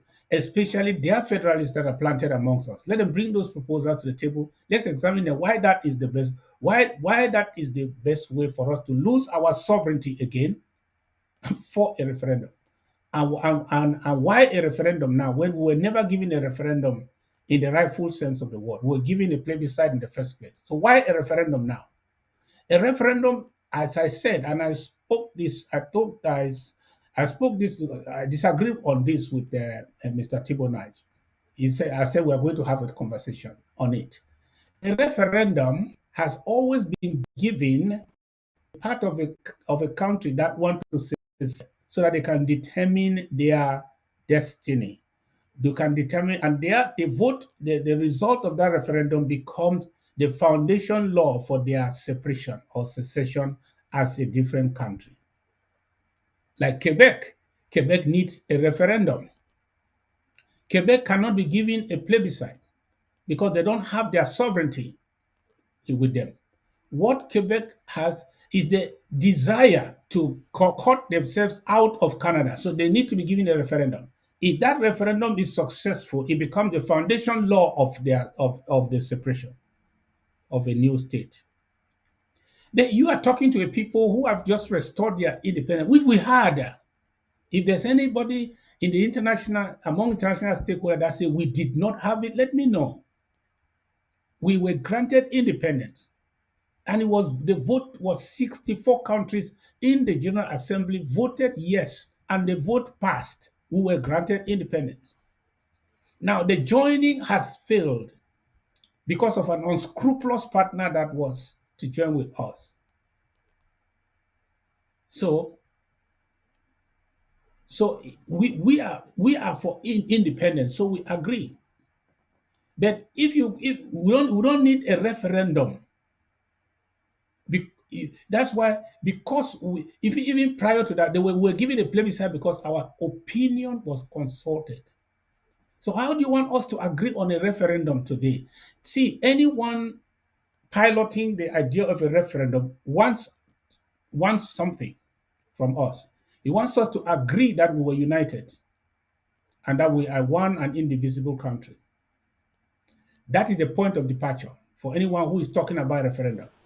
It's actually saying that you were one and made one and indivisible. But now you desire to carve yourself out as another country. Therefore, let's go to a referendum and let's see how it goes.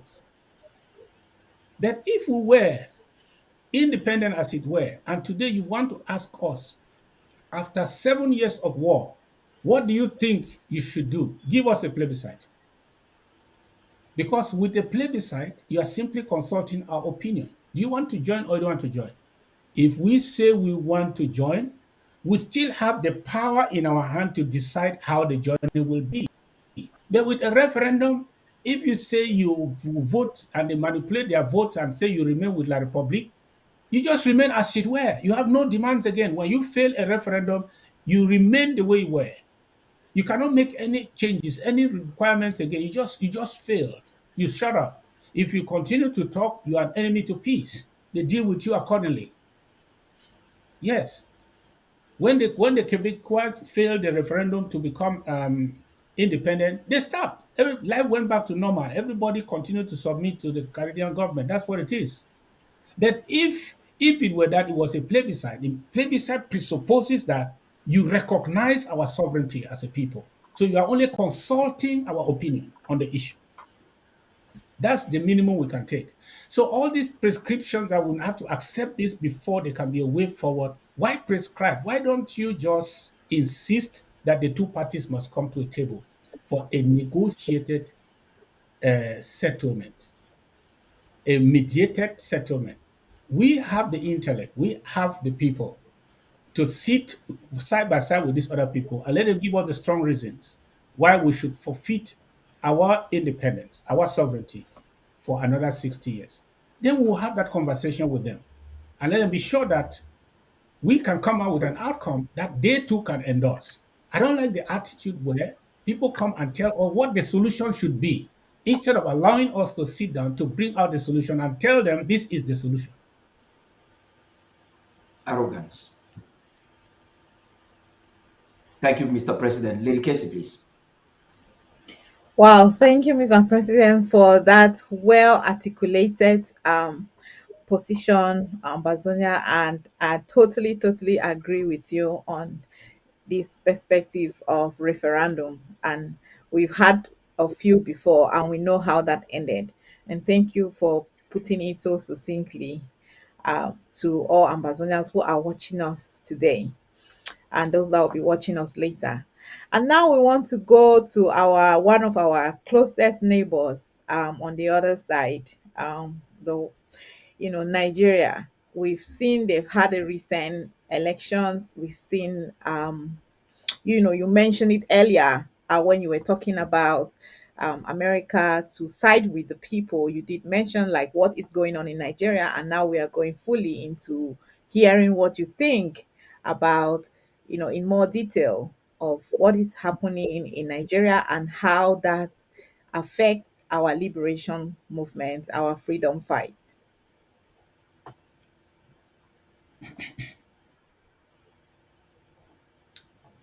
Yes,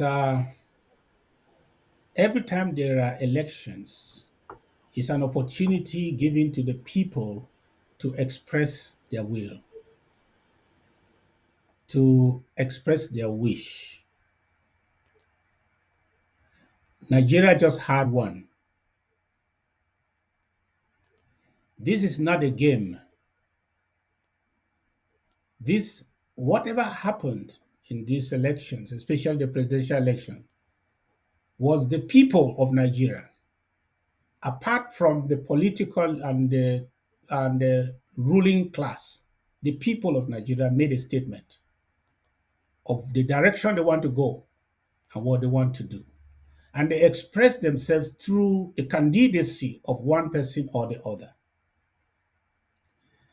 As usual, the system that was promoted or endorsed by the West to produce the kind of leaders that they are comfortable with prevailed. I mean, the corrupt system prevailed. And they used their methods, their crude methods of yesterday to steal elections. And there is a cry, there is a general cry. Instead of the aftermath of a successful election that attracted from the registered voters more than 80 million, going by the population, the published about one third of the population of Nigeria was registered to vote, even though a measly one third of that number voted. That is terrible. How do you explain that? So, and they use all manner of stealing and and, uh, and, and, and and broad day robbery and violence and violation of their own rules, electoral laws, to get the results they have published. Well, that is, I don't want to sound so one-sided because there is a side that says that result was fantastic. It was right. That is exactly what the people voted. But today, the issue is in court, and the court is part of the electoral process. It's not outside, even though before now the court had never succeeded to overturn a presidential election because we were not where we are today. But today, the court is on trial. The court itself is on trial as the last umpire of the democratic process. So, and the people are making their demands. They are crying here and there.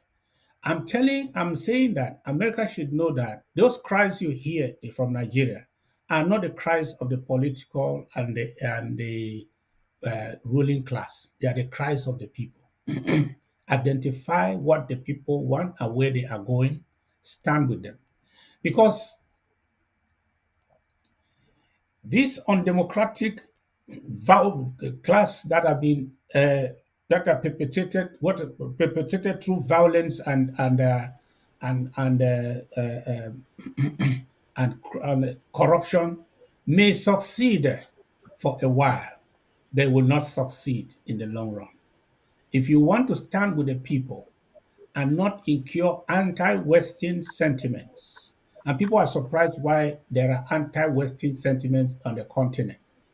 No, when the people discover that you did not side with them, you sided rather with the problem, which is the leaders and the system that has denied them their freedom and their right to express themselves, then they begin to see you as part of the problem.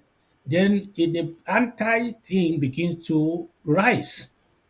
And then now we are surprised how that the Russians and the rest can come in. Let me tell you this: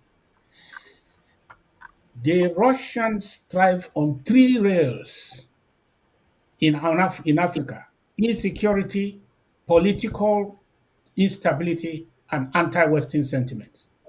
Whenever you find these three things, the Russians have a fertile ground to come in, sell their arms, sell the hope of keeping those regimes. Don't worry, they may abandon you, will give you what you want, and they have made money through corruption. They will buy those weapons, and instability continues. And the instability, the more they depend on the market for arms. So let the West categorically, I don't mean I strongly condemn, they should categorically take the side of the people. Yes, it is not called intervention, it is called the best interest of America. Stand categorically with the people because the people of Nigeria will prevail. Even if this even this farce of electoral rigging prevails in one electoral season or the other, it will not prevail. You see, the people, they will succeed, and those that stand with them shall be heralded as the heroes of the people. So that is why I said, if I were to advise my friends and allies in the West, I would say, look, take your microscope and look into this conflict, into the situation, and see where the people are. Chose their side. You will not miss the mark. Mr. President, Wow. from every indication and from your utterances, you are cognizant of the fact that a change in Aso Rock might have a direct or even an indirect impact towards us as we navigate our way into total freedom. Nigeria, as a powerhouse in Africa and a very instrumental partner in the Gulf of Guinea, um, kidnapped in collaboration with La République du Cameroon, picked up our leaders. I say Nigeria was involved because they were underground jails in the DSS of Nigeria that is paid by taxpayers' monies. Nigeria has lost a case or has been mandated on a case victory, and they have not taken action um, relatively. But that aside, our diplomatic relations with Nigeria empowered the difficulties we are going through right now is cannot be overemphasized. Have you or has your government taken any proactive direct steps to collaborate with the Nigerian government and to seek for partnership? We cannot deny the fact that the Enugu Highway, the ECOM axis can do us a good role if we have their backup. Mr. President, please. We are, because of the roadblock we had with the leadership of the country, we sought other ways of helping assuage the suffering of our people on the ground. It is difficult to accuse somebody and seek any help from that person again because, and we have done so, and we have chosen the right path to do so because we use the court passed a judgment, and yet there's no solution. Our people are still in prison who were abducted in Nigeria. We have been to the International Criminal Court where a petition is there and it involves Nigeria. So it's difficult for us to work with this government. But it is where it is, not because of our liking. We would have loved it to be different. We think that the more democratic a government is, the better the conversation they can have on issues and be frank on those conversations. They will have better chances with them because democratic regimes respond to the masses, to the wishes of the man. They want to do what is right because they are answerable to the people. But undemocratic regimes, they don't really care. They do what serves their own personal interests, and they don't give a damn. They know what to do with their opposition, and they know they can do nothing. Again, they do what they want. But I think that a democratic regime and a democratically elected leader shall listen. They shall not avoid dialogue or conversation or contact just from the face value. I don't want to hear. No, dictators do that. Democratic regime will want to listen and make an informed decision on the issue. And I think that we'll have a chance if a leadership is installed in Nigeria that listens, that is ready to engage all stakeholders. We have 125,000 officially registered in Nigeria as refugees from Amazonia, and some are not registered. That makes Nigeria a stakeholder. So when we are interested to talk about the issues, we cannot have a government that just waves you and tells you you are the next to be arrested and taken to Yaoundé. I don't think we stand a chance with them. So our hope is that a government with ears that knows that the next 4 years, the people will require answers. And at any time, they can even require answers from them. We stand a better chance. So we want democracy because Amazonia will have democracy. We will not have that kind of uh, uh, what some people in Nigeria have called aguerocracy. I don't know how I can translate it. It's togocracy. No, we are going to have democracy. And when Democrats are in power, demo is the population. They listen to the people. And I think that if we have that kind of listening ear, we shall engage them strategically, and they will have to look into it. The various judgments that have been passed by the Nigerian court that were ignored, maybe they will look into it because there will be the rule of law again. And the other things that we expect from to be done under international law, I'm sure they will look into it because they are a democracy. So that is why we wish the best for Nigeria. And we hope that international stakeholders will stand with the people of Nigeria, hear the wind, hear their voices in the wind, and know what they want, and not just look away for some talks to take over the system because they can. That's amazing there. I'm sure you may have a follow-up question, Lady Casey, but before, I want to notify our viewers that we have the phone lines open. That's the number on the screen, +1305551557170. You are supposed to call only on WhatsApp, and the president might not have all the time. So if you have to call or you have any intention to call, you do so now. I'll also be going through your comments and reading them so that the president can react. Lady Casey, please. Yeah, thank you. Yeah, that the president has really dived into all aspects of these questions and kind of put to bear our current relationship with Nigeria, with the regime in Nigeria, and the nature of their part in Amazonia as a stakeholder. And yeah, now that we are taking the calls, I have a question that is being sent to me from one of our viewers. And this question is back to the subject of diplomacy. And they say, and this is what they wrote. They said, looking at the fact that we are with America and we are with America, which other country do we see as our partners?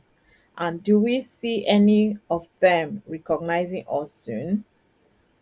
That's a question from one of our viewers to you, Mr. President. Um, Let us not think that the way to sovereignty must only come through some national recognition or some nation's recognition.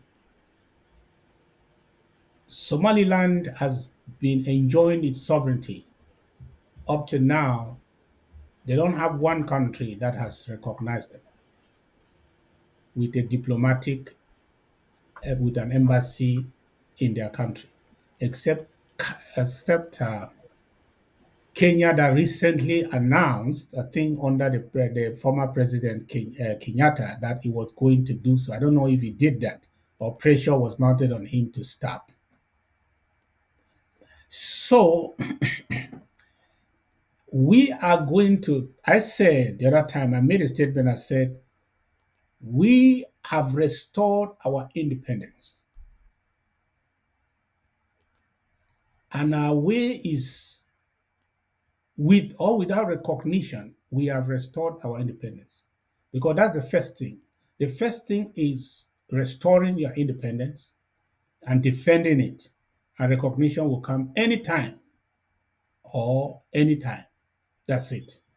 So um, the truth is on our side. As to when the people will embrace it, accept it, and do the right thing, I cannot predicate my freedom on the liberty of others. No, my freedom is my freedom. We are free to do the right thing, and that's the truth. It's on our side. We have not stolen from anyone. We have declared and restored that which we had, and we have, because we went into a union that failed, that even the partner withdrew from. We have restored our independence, and we are here to defend it till we go to our graves. As to whether we will have recognition sooner or later from somebody, that does not deter us. It may come sooner from any country that's ready to join us in the fight. Then I think it will come faster after we have pushed La Republic out of our territory. Because many people they don't want to go for your go for what you are offering them only after they have given up what they have. They want to first of all see what you have before they know whether what they have they should let it go. That is how it is. They already have a relationship with La Republic. They have kept it for 60 years. They are watching. They want to be sure that when they jump ship, they will not lose both ways. I believe that as we make progress, many of them will embrace us and they will tell us, no, no, no, I knew you will succeed. I know you guys. Don't worry, I was there. I know you are on the side of truth. We stand with you. They will come along. They will come along. Yes.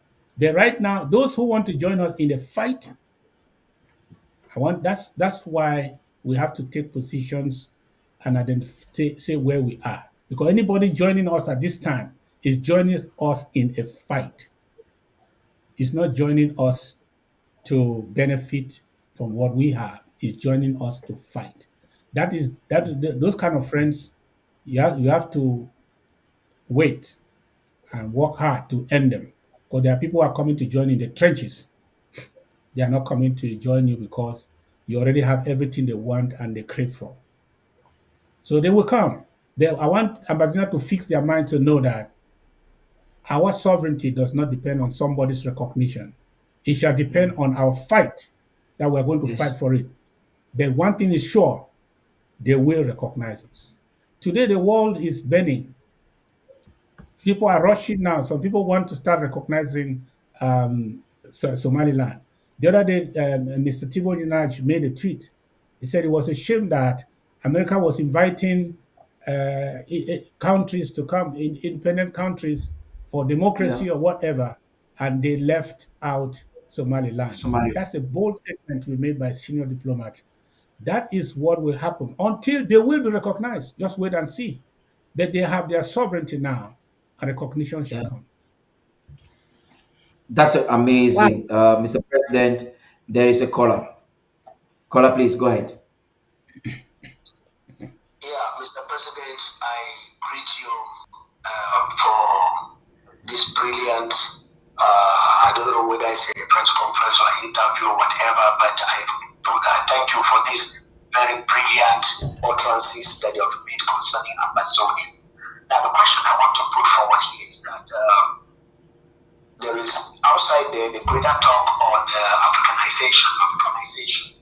And in the course of your speech, you educated and taught all of us the difference between referendum and plebiscite. Now, if 64 countries recognized Amazonia and voted for their independence on the 11th of February during the year they did, now what is the present situation of countries? And of course, with the United Nations, who is seated down there as the father of all the nations or the mother of all the nations, and La Republic is doing all this havoc that is doing in Amazonia. What are they actually saying? That's number one. Number two question is, now you rightly said that Canada made a very costly mistake, and there are consequences for stepping in to say that they want to restore the northwest and the southwest provinces of La Republic to Cameroon. Could that not have been meant that La Republic of Cameroon has some northwest and southwest provinces of their country that Canada wants to step in? Or how do you conclude that it was for Amazonia? Because Canada should be one of the countries that knows that Amazonia had had its independence. Do you think that there is a game plan in all this that is happening for us, the people of Amazonia, or God just wants to make us to be like the children of Israel, not to run away when we see things happening and impacting us through these very tough times? Thank you very much, Mr. President. I'm calling from Brazil. Yes, yes, caller. The United Nations is an international civil service of the world system. Like every other civil service, is the establishment for the powers that be. And what are the powers that be? Is the Security Council, the members of the Security Council, those with the veto power in the United Nations, the leaders of the world. The United Nations is their civil service. So some people ascribe too much power to the United Nations than they have. The United Nations does the will of these powers. When they sit down and agree, that's what will be done. That's what will be implemented. So that is why instead of going to the civil service to make policies, you have to go through the powers that be, so that when they change their positions, when they want something done, they will use their establishment to accomplish it, which is the United Nations. I've had meetings with them. You come to a point where you see how helpless they are. Yes. They will instead rather refer you to this party or what is this other party saying? What's this other party saying? Because they can't do anything. They are international civil servants. Civil servants don't make the laws. They don't make the rules. They don't make they are instead it is the leadership that makes the laws that they implement. So the United Nations knows it. Yes, there will only be a witness in this case. That's the highest they can do. They're the powers that move this world. The victors of the First World War, I mean the Second World War, the leaders of the United Nations have to come in their majority, have to agree on what or when and what to do that is right. And the United Nations will do it. They have all the records to bear witness on the truth when the hour comes. If they are part of the process anytime, they will just be a key witness to the things we are going to talk about for a solution. The idea that Canada probably did not make a mistake, well, and that they were actually talking about a certain southwest and northwest region that we don't know, that's just being sarcastic. We know that this matter had to do with the resolution of a conflict. It was even written that leaders of Ambazonia and others were there. So that has to do with us. That was because they also went back to change that statement. As I heard, I don't know, I was not communicated. So they was not. It was they actually meant us. They meant the southern Cameroon's Ambazonia. They described it as La Republique would have them describe it. The southwest and the northwest provinces of their La Republique, the Cameroon. They said so. That was their mission, to bring peace in those places, to work for peace in the northwest and the southwest regions of Cameroon. They said it. So I don't want to give them any pass on that. They did not mean another southwest or northwest in another. Is there any other, matter of fact, is there any other southwest and northwest region of such and anything of such nomenclature in La République du Cameroon any time in their history? It has to do with us. So they said it, and we knew clearly that their intention was not to mediate between two equal parties, but it was to work for one side. Wow. Amazing. We have a caller here from the home front. Caller, the mic is yours. What's your contribution, please? Lots of people are calling. We will process your calls. Just be patient. We have about 30 minutes close. Less than 30 minutes, sorry. Make your question brief, kindly, please. Yeah. My question is that we join these people with good faith, not with bad faith. It's then when you look at a beautiful woman and you say you want to marry her, and you take her hand, then let's try and see how you will move. But when the marriage is not going and the parents see that things are not moving, the best thing is that the two should separate, let them go and live their lives as entities. But now we have tried with Nigeria, it didn't work. And that's why our people have to back out from Enugu House of Assembly, and all of them came out. Nigeria could not hold us down because there's no way for them to come in. And again, Britain put us in a mess. We were right to have our independence, which we had. But later they say we should join the Republic, which we did with good faith. They came here, they did everything to destroy everything that we had. Yeah. Now we are just naked. So I'm saying that our brothers are not like us. They want us to be their slaves. And we are praying to our God that we are not fighting them. We want to be, we are not seceding from them. We are separating because we joined them in good faith and want to secede, want to separate in good faith. And so we know that slavery is no more in this world again. Time of slavery is gone. And so Ambazonians have the right to live on their own. We have the right to live on all what our parents work for us. If you look back in the 1960s. Please, do you want to make your comment short a little bit and ask your question? Yeah, the question is, the thing is, we should come out from the people because they have made us to suffer. We are not staying with them as brethren.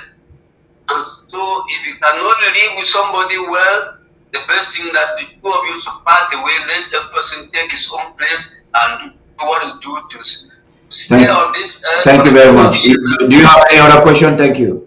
Do you have a question? I want to take the next caller. The Yeah. other question that we want that we should separate amicably. Okay. People don't want to stay with us. Okay. Thank you. Thank you. Yeah, Mr. President, I heard you. Let me take the next caller. Mr. President, do you want to react to whatever he said? No, just proceed. Proceed. Let me get some questions. Yes.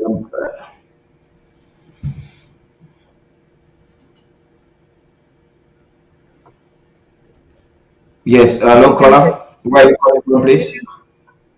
If you can take three at a time. From the UK. Okay. Yeah. What's your question, please?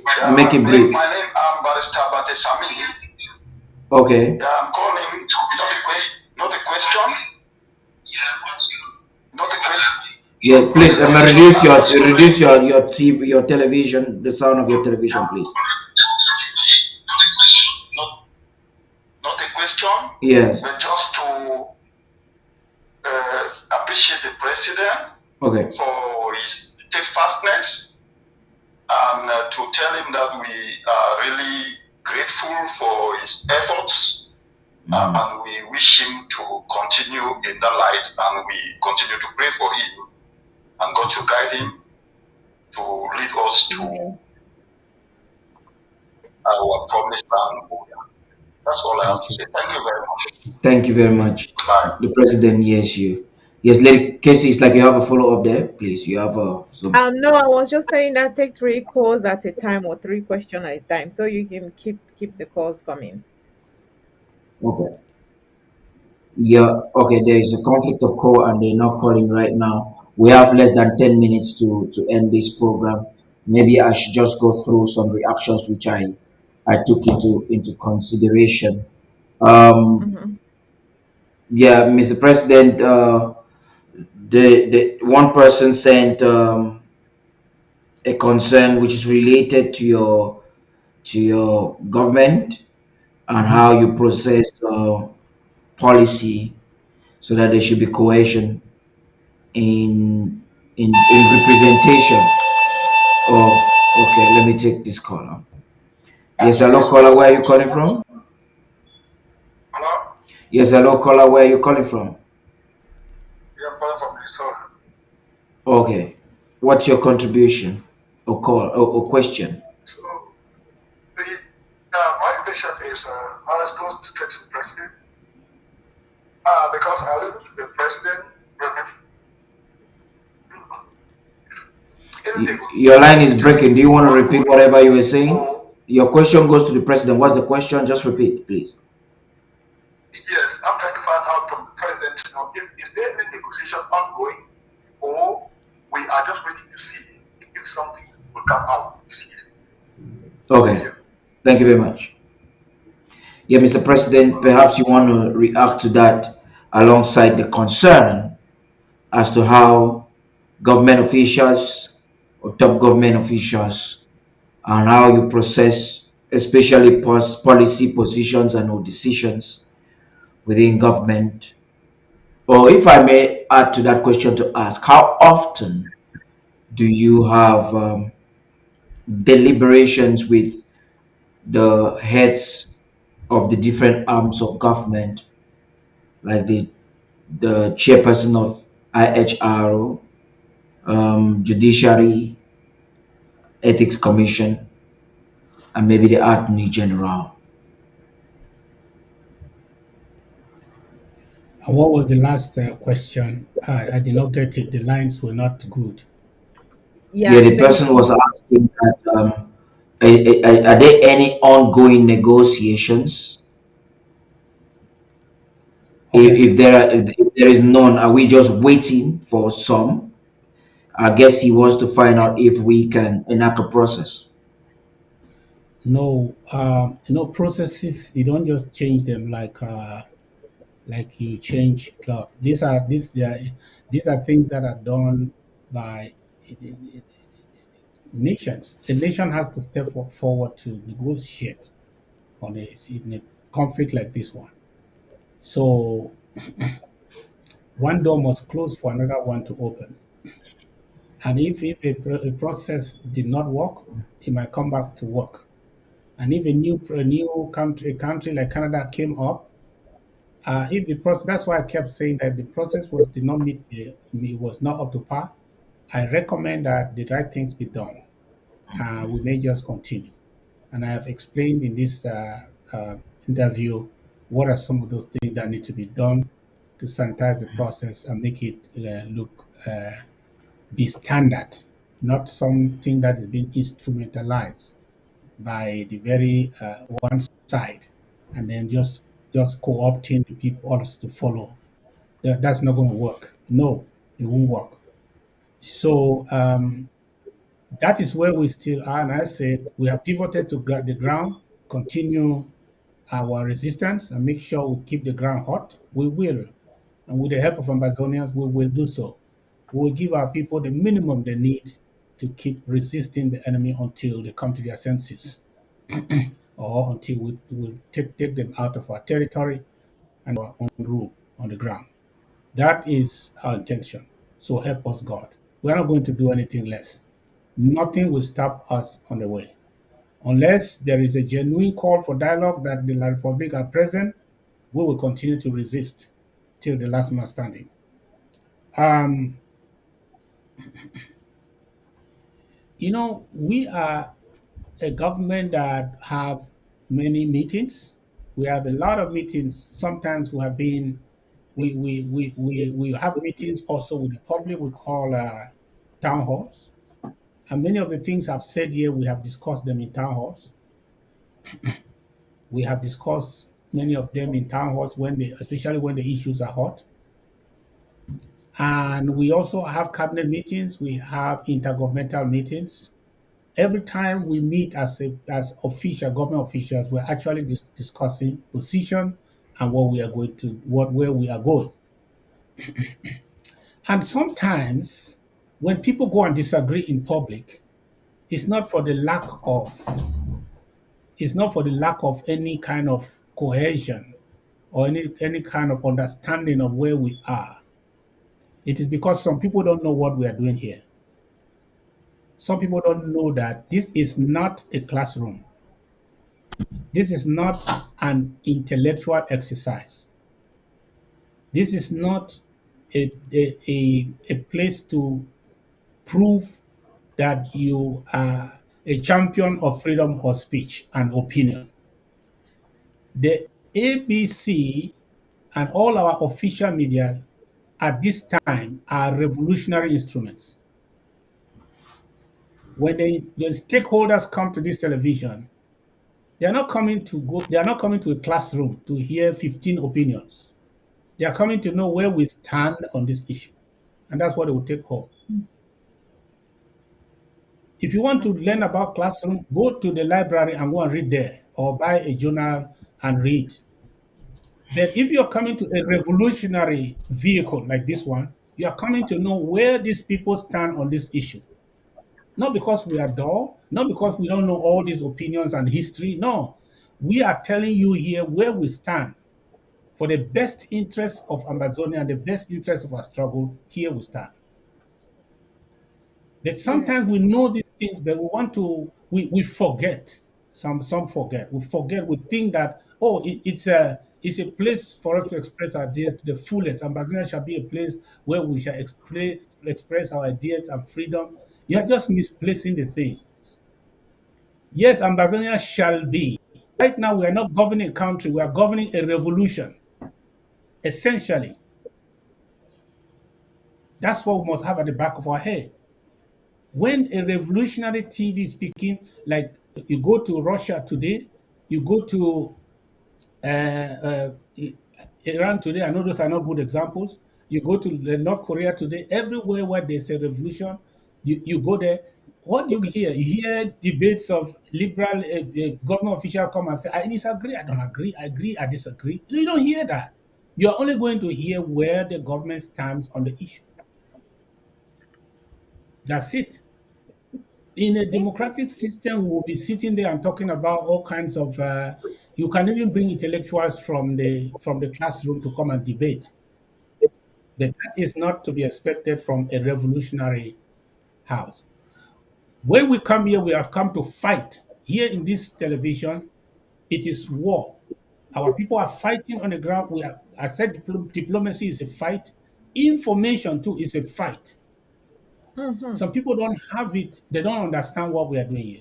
When I come and sit here, I'm fighting on another terrain. When I go and do diplomacy, I'm fighting on another terrain. When our boys are fighting on the ground, they are fighting on another terrain.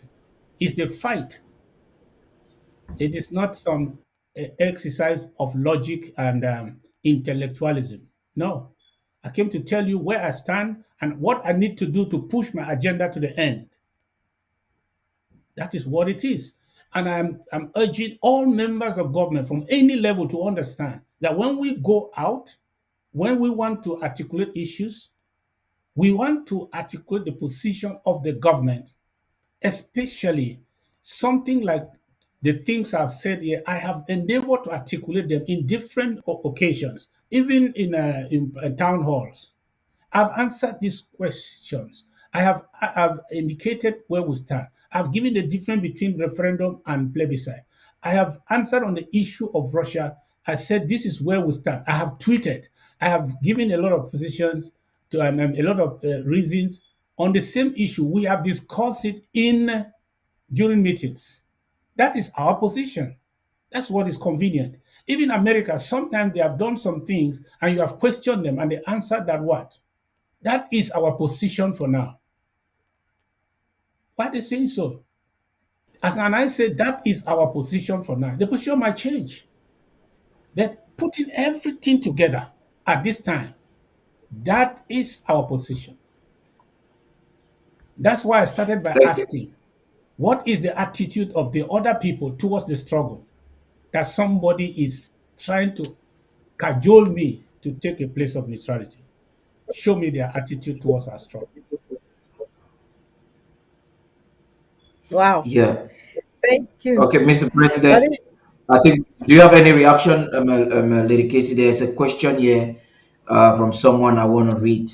I think that should be our let last, or you have another question? No, I don't have any questions, but just before you bring that our last question, I just want to thank the president for this his just recent response. And we are fighting in different terrains. I just want to reiterate that we are fighting in different fields, in different battlefronts. And that is what every Amazonian should carry in their mind, in their actions, in their everyday engagements and activity. They should know that they are representing Amazonia and it is in a fight. We are not here for show of knowledge, educational level or background or wealth, and we are here for a fight. Thank you very much, Mr. President, for that great response. Paddy, you can go on. Yeah, thank you very much. And with the permission of the president, um, I would also say that's why, just to help to add to what the president said, that's why it maybe we'll have to liberate the president before you and I will make some of those commentaries. Mr. President, this is the last question for you. We appreciate the fact that you've been with us for close to 2 hours already and you're a busy man that has to go. This it says, Mr. President, you just spoke very well on the topic of unity in explaining your position. Has any of the other leaders attempted to call you privately as an attempt to explain their position and invite you to be part of the latest moves? This is because most of them keep saying you are the one causing division.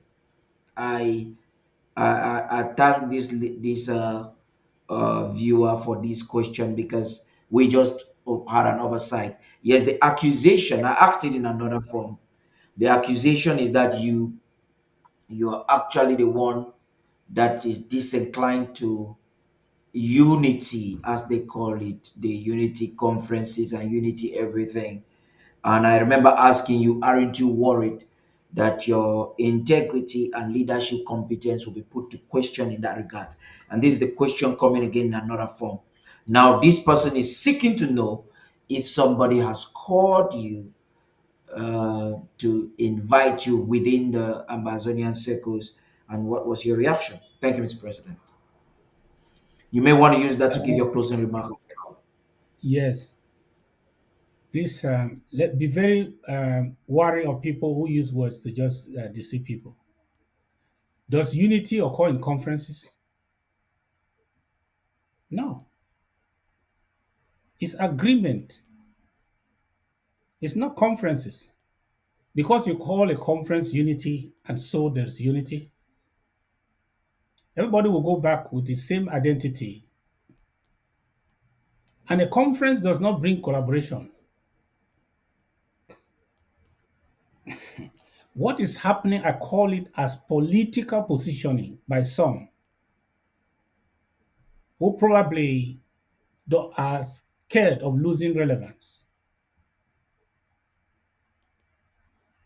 This is political position. If there is need for collaboration, we must find what we want to do.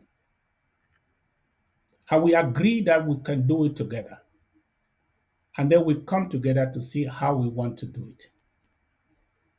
We'll agree? As I told us, if Canada meets the standard and the international process, I don't even want to call it Canada, I want to call it the international process. If it's reconstituted and meets the standard, I will be on the table. Will I be there by myself? No. I will be there with those who agree with a mediated settlement.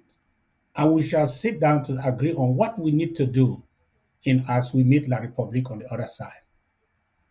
Conferences don't bring collaboration. Okay, what is the subject of collaboration? What's the subject of collaboration?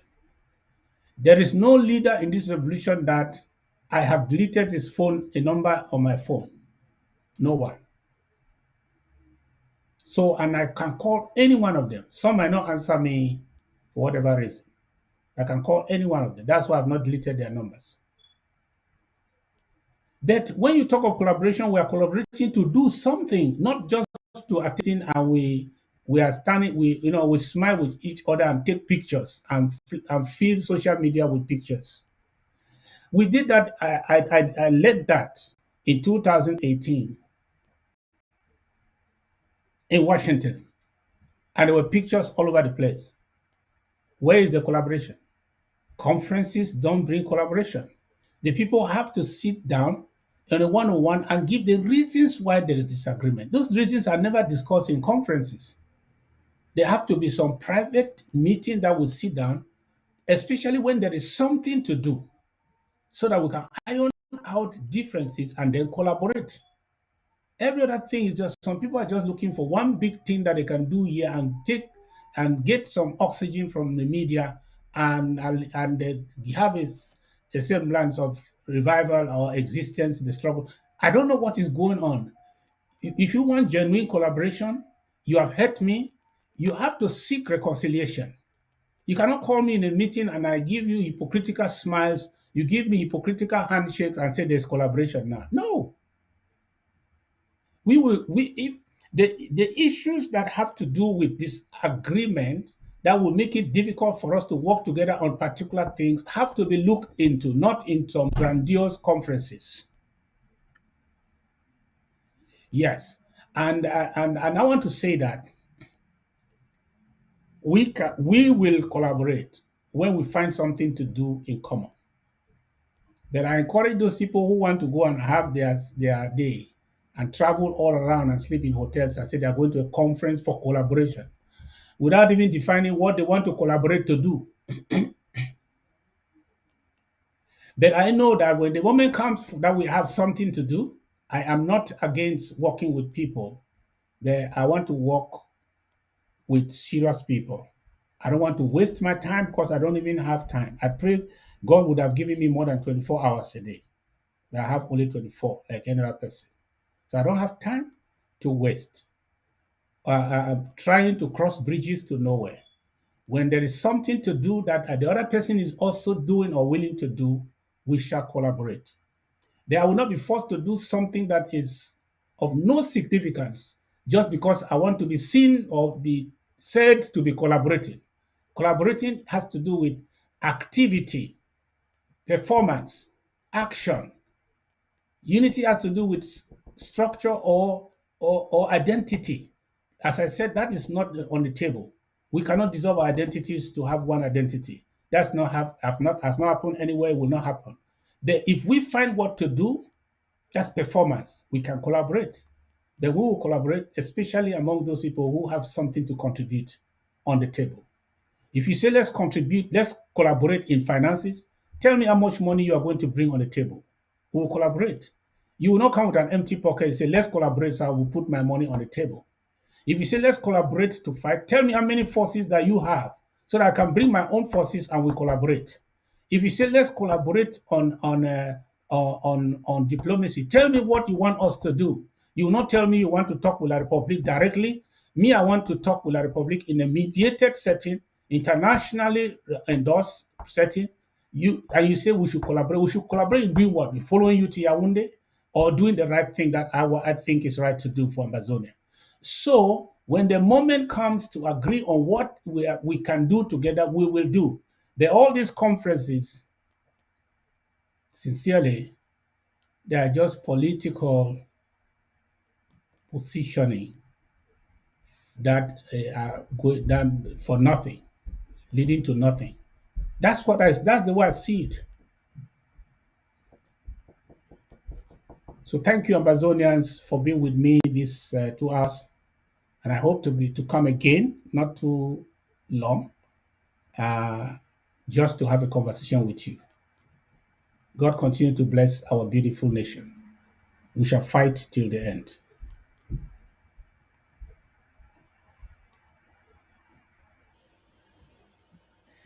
Thank you very much, Mr. Wow. President, for creating the time to be with us in spite of your very busy schedule. You have heard it from the horse's mouth. Lady Casey, perhaps you want to start. We have a few minutes to Um, be here. but I feel like trying to regurgitate what the president have just spoken might water down some of the way he articulated the facts of the matter. And this is, what I would like to do is encourage Amazonians to go on our social media platform on the website and watch this show over and over again because it was full with wisdom, knowledge, and understanding, and it was full with inspiration and hope. For a time like this in our struggle, for a time like this in our freedom quest, the president so ever so calmly and articulately brought up great points and great perspective for which I believe is a mindset for every Amazonian calling themselves a freedom fighter at this point in time for Amazonian freedom to have, to work in that consciousness that our president is bringing that our president brought to us today. It was, and one of the highlights of this, our, of the president's responses to the questions for me was the fact that we understand that there are no permanent friends or permanent enemy. But at this point, who is for you? What are the actions of other nations, other parties towards Amazonia? And those are the people we will consider our friends. And that also was, that was enlightening to me because I was also one of those of the fact that Amazonia should side, even when they were taking sides, they should be taking side with the Russia, coupled with the growing anti-West sentiments across the continent of Africa. And the way the president throws so much light that makes perfect sense for the Amazonian best interest. And um, we have learned so much through this journey, and just listening to the president now brought a whole lot of things into perspective, uh, put things on the floor. to moving in the right direction with the right mindset and with always with Amazonia best interest in mind, and that is to fight in every front that fighting for our freedom is required. Thank you, Paddy. Amazingly is the aspect of how we operate as a platform. I understand that we have a highly educated society. After 60 years, whatever was done to us as a people, in us into different parts of the world, was a blessing in disguise because our people have learned different um, different cultures and different ways of living. In fact, we have what you want to call a pigeon of Asabis, and is a challenge to manage a society of like-minded people, educated people, scientists, doctors, lawyers, and everybody has an opinion on an issue, which is really not a bad thing. You realize that the president is not contradicting or against democracy, but he's saying that a revolution may be distracted or derailed if we focused on some of these democratic principles strict to censor. Where ABC Aba TV gets involved here is I'm appealing to all who are watching us home and abroad on our social media networks to understand it from this background and to see that we will not necessarily operate the way you may want at a particular time, not because we are disinclined to your concerns, but because we consider where we are and the need to structure and strategize to achieve that. Um, with this as an editorial policy, it is difficult to create programs that are income generating. So there's that inclination to commercialize ABC can also be considered. I'm saying that for those who today they want this, tomorrow they want that, and you sometimes you don't even know what they want, and is we let's have a conversation, and whatever opinion we do have as individuals or as a collective is important for us to have open minds when we are advocating or explaining that. And this brings to memory some concerns have been going around. Why are you bringing just Barrister Fro, Barrister Team, and a few people on TV? It's because they are the ones that are disposed. I'm saying this now, accusing cabinet members. I am accusing government officials for not making themselves available even when they are invited. I can tell you with no fear of no fear of contradiction that most of those who are concerned about the fact that you're bringing a particular set of people on air are not always available. I particularly, anybody who has worked with me, you know how I can follow up a person. If I follow up a person, he doesn't succeed. No, the person, there's a challenge. Some people have realized they don't like to take initiative or to take responsibility. It's important that we share this so that the concerns have come a lot. I've received calls. Sometimes I despise them, but this time it's coming from people I have a lot of respect from. And instead of us gossiping at the background, since it's already public, let me come now. If there is anybody who has tried to come on TV and was stopped, please make a formal complaint and bring your evidence. If you're listening to me, tell the persons that they should make a formal complaint and bring their evidence. And if they don't have that evidence, shut them up because they're either just gossiping or trying to paint a person black. There is Paddy, no there's no Paddy, sorry, government official. I'll give you the opportunity to talk on that, Lady Casey. There is can I no just government. interrupt you on Yeah, go that ahead. quickly? Yeah. As a former director of ABC Amber TV, these complaints are kind of like their standards. And Yeah. your response to the fact that people who don't create the time to provide any form of service to the TV are the people who complain the most. That is not new. And I don't necessarily think that is a conversation we want to have, because one thing I come to understand that you want to work and function with those who create the time and are available to do what is needed to be done. And this is why I was picking on this president's point of fighting, that he's sitting here is also part of the fight. And that's some things Yeah. Amazonians don't understand. And maybe because the president have said it, they will understand that sitting here is also part of the fight. We have sat here for over just over 2 hours now. Last Um 30 minutes. yeah, exactly. Or 2 hours, 30 minutes, and we're heading towards the third part of the hour, third hour. So if Amazonians understand that there's so much you can do, and that's why when I talk, there was one of the women's program I was talking about what you can contribute to Amazonia. It's not always financially, your time, your knowledge, your ideas, you can share them. Like ABC Amber TV requires a lot. And some people was like, oh, you only have few programs on ABC Amber TV. And I don't know why I'm taking over this your talk, because I can get I have experienced it firsthand. I did not hear it from another body. It was not a gossip that came to me. It was my experience, and I'm talking from my experience. I'm talking from my experience, following up people, trying to change people to participate. It's not always easy. And that's why we want to make everybody understand that if you create the time for Ambazonia, if you are followed up and you create the time once a month, twice a month, that is good.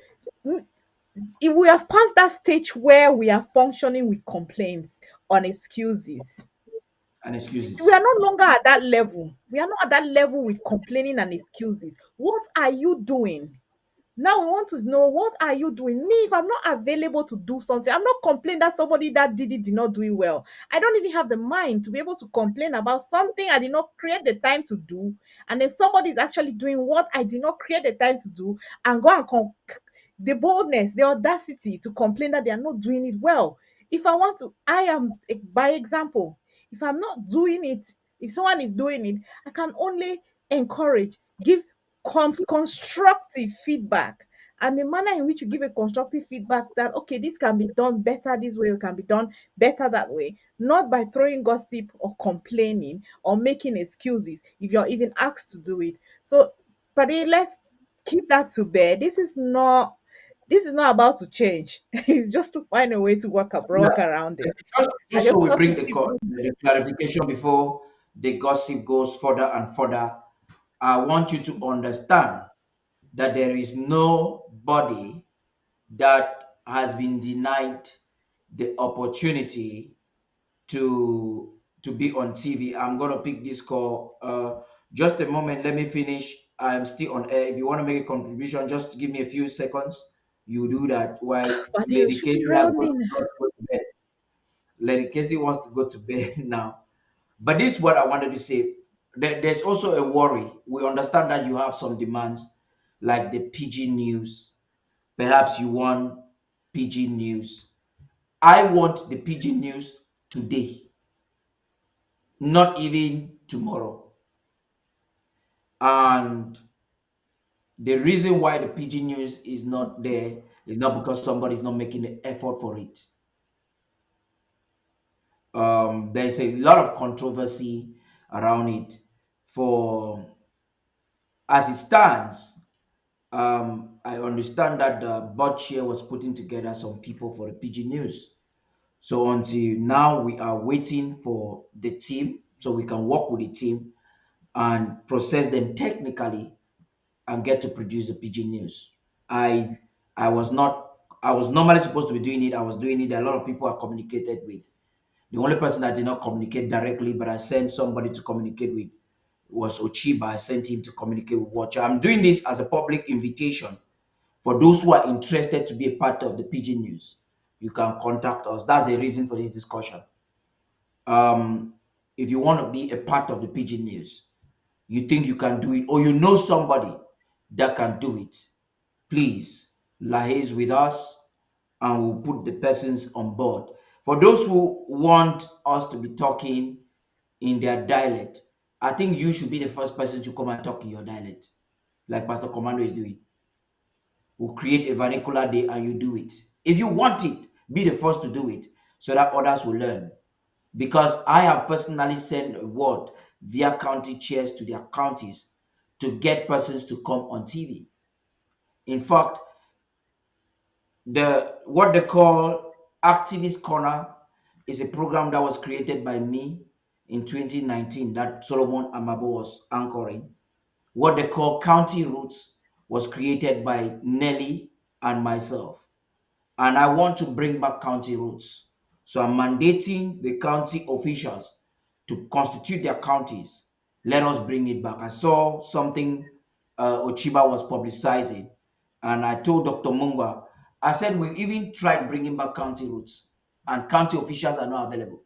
So what Ochiba is processing, I'll mandate him to start with his county and his LGA to get them constituted together and let them start that program so that they can come and brief us about their county so that other counties will learn and will join and will come and be a part of the program. So I'm saying that if you're an Amazonian, you're in your LGA, you are for this movement, you are for this government in particular, and you want to start an initiative on TV, make yourself available. Go through our processes and you will have it. Until then, stop parading lies on television. Pastor Commando was trying to call. Perhaps he wanted to make a contribution. And if he can do that within the next minute, I think it's good night for us. Lady Casey, you want to say something else? Yeah, no, I just want to close for the day. I don't I won't I mean the time for the call today was for the president. Or we are not here to take the calls, we're just here to kind of simmer in what the president has said. So, but I would just Yeah. like to tell all our viewers to join the Horizon on Friday, the voice of the Amazonian women. And we also here to talk from the tender feminine perspective of our freedom fight. And like the women say, we are staying the course. So see you all on Friday. Okay, thank you very much. I'll leave you with this editorial once again from Rebecca Tinsley. And you really would like to listen. For those who did not get the points she made, maybe you want to get it again. Have a beautiful night. Until next time, it was Star Party King and Lady Casey from State House. This is not a briefing, it was an exclusive interview with the president. Have a beautiful night. Tonight, we'll look at a special editorial, a conflict that should have been avoided but is now ongoing for almost 6 years and counting, wasting thousands of innocent lives, decades of abject poverty, increasing rates of unemployment, oppression, marginalization under the Franco-Cameroon hegemony. In power for over 40 years, the octogenarian president Biya is grappling with an unprecedented crisis from all angles. In this regard, journalist and author Rebecca Tinsley places a question of doubt on the Biya's Cameroon as a dependable friend within the international community. And that is what we will be examining in our editorial tonight.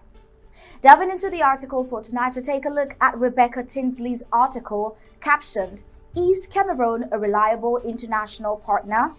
She writes in this article, and I quote, "In recent weeks, it has emerged that the government of Cameroon is moving closer to the Kremlin at a time when other countries have distanced themselves. As the International Monetary Fund (IMF) warns Yaoundé yet again to reform its governance and economy, diplomats and investors will be questioning whether Cameroon is a reliable partner." A risk analysis assembled by the non-partisan Global Campaign for Peace and Justice in Cameroon warns that Cameroon's deteriorating security situation and Yaoundé's reluctance to resolve the Anglophone crisis are damaging its international reputation. The conflict in Cameroon's predominantly English-speaking regions has battered the region's economies while causing massive displacement and destruction.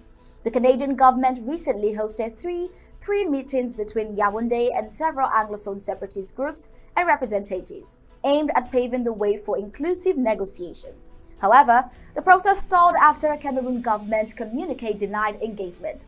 If President Paul Biya administration continues to seek a military solution to the long-running separatist crisis, a stalemate of violence will deter investment and all will keep suffering.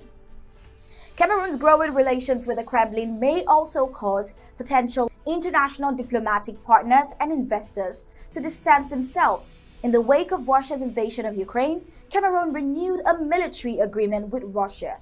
And last month, Cameroon again chose to be absent during a United Nations General Assembly resolution on Ukraine. An S&P Global Market Intelligence report published this week states that Cameroon is helping Russia's so-called dark fleet to avoid sanctions. Since the Russian invasion of Ukraine, vessels are moving to the Cameroon flag in the hope that suspicious vessels' practices, including memberships of a shadow fleet, would not be regularly scrutinized or inspected. The S&P white paper stated. There are also concerns that Yaoundé may expand its ongoing relationship with the controversial Wagner Group, the Russian mercenary company subject to international sanctions. The Wagner Group, accused of atrocities in Ukraine, Mali, Libya, and beyond, already uses Cameroon's port of Douala to import heavy equipment and export resources it questionably extracts from Central African Republic. Global businesses considering working in Cameroon may be deterred by widespread corruption of officials and an unreliable legal and banking system, all serious barriers to prosperity. The impartial watchdog groups Transparency International and the Mo Ibrahim Foundation give Cameroon a poor report card on corruption, with Cameroon coming 142nd out of 180 countries and 36th out of 54 African countries, respectively. Both groups rank the corruption of officials in Cameroon as getting worse, despite government's promises to deliver transparency and accountability. The World Bank's most recent annual report on the business environment also described a deteriorating situation. While concluding, Rebecca Tinsley advises, in addition to taking steps to implement transparent business practices, the Yaoundé authorities should heed advice to recommit to the Canada-led peace talks. Use of an impartial facilitator to reach a peaceful agreement is seen as the best chance to improve the country's stability, security, and commercial environment. Canada will reportedly meet with Cameroon this week, allowing Cameroon to become a reliable partner by charting a route to talks and future prosperity. That certainly will be the end of our editorial for tonight. For more of such beautiful articles, visit our website at www.abcambertv.com for more, or become a club member and a part of this winning strategy. Final payment details on your screen. I am Star Smart, reporting for Undaunted ABC Amber TV.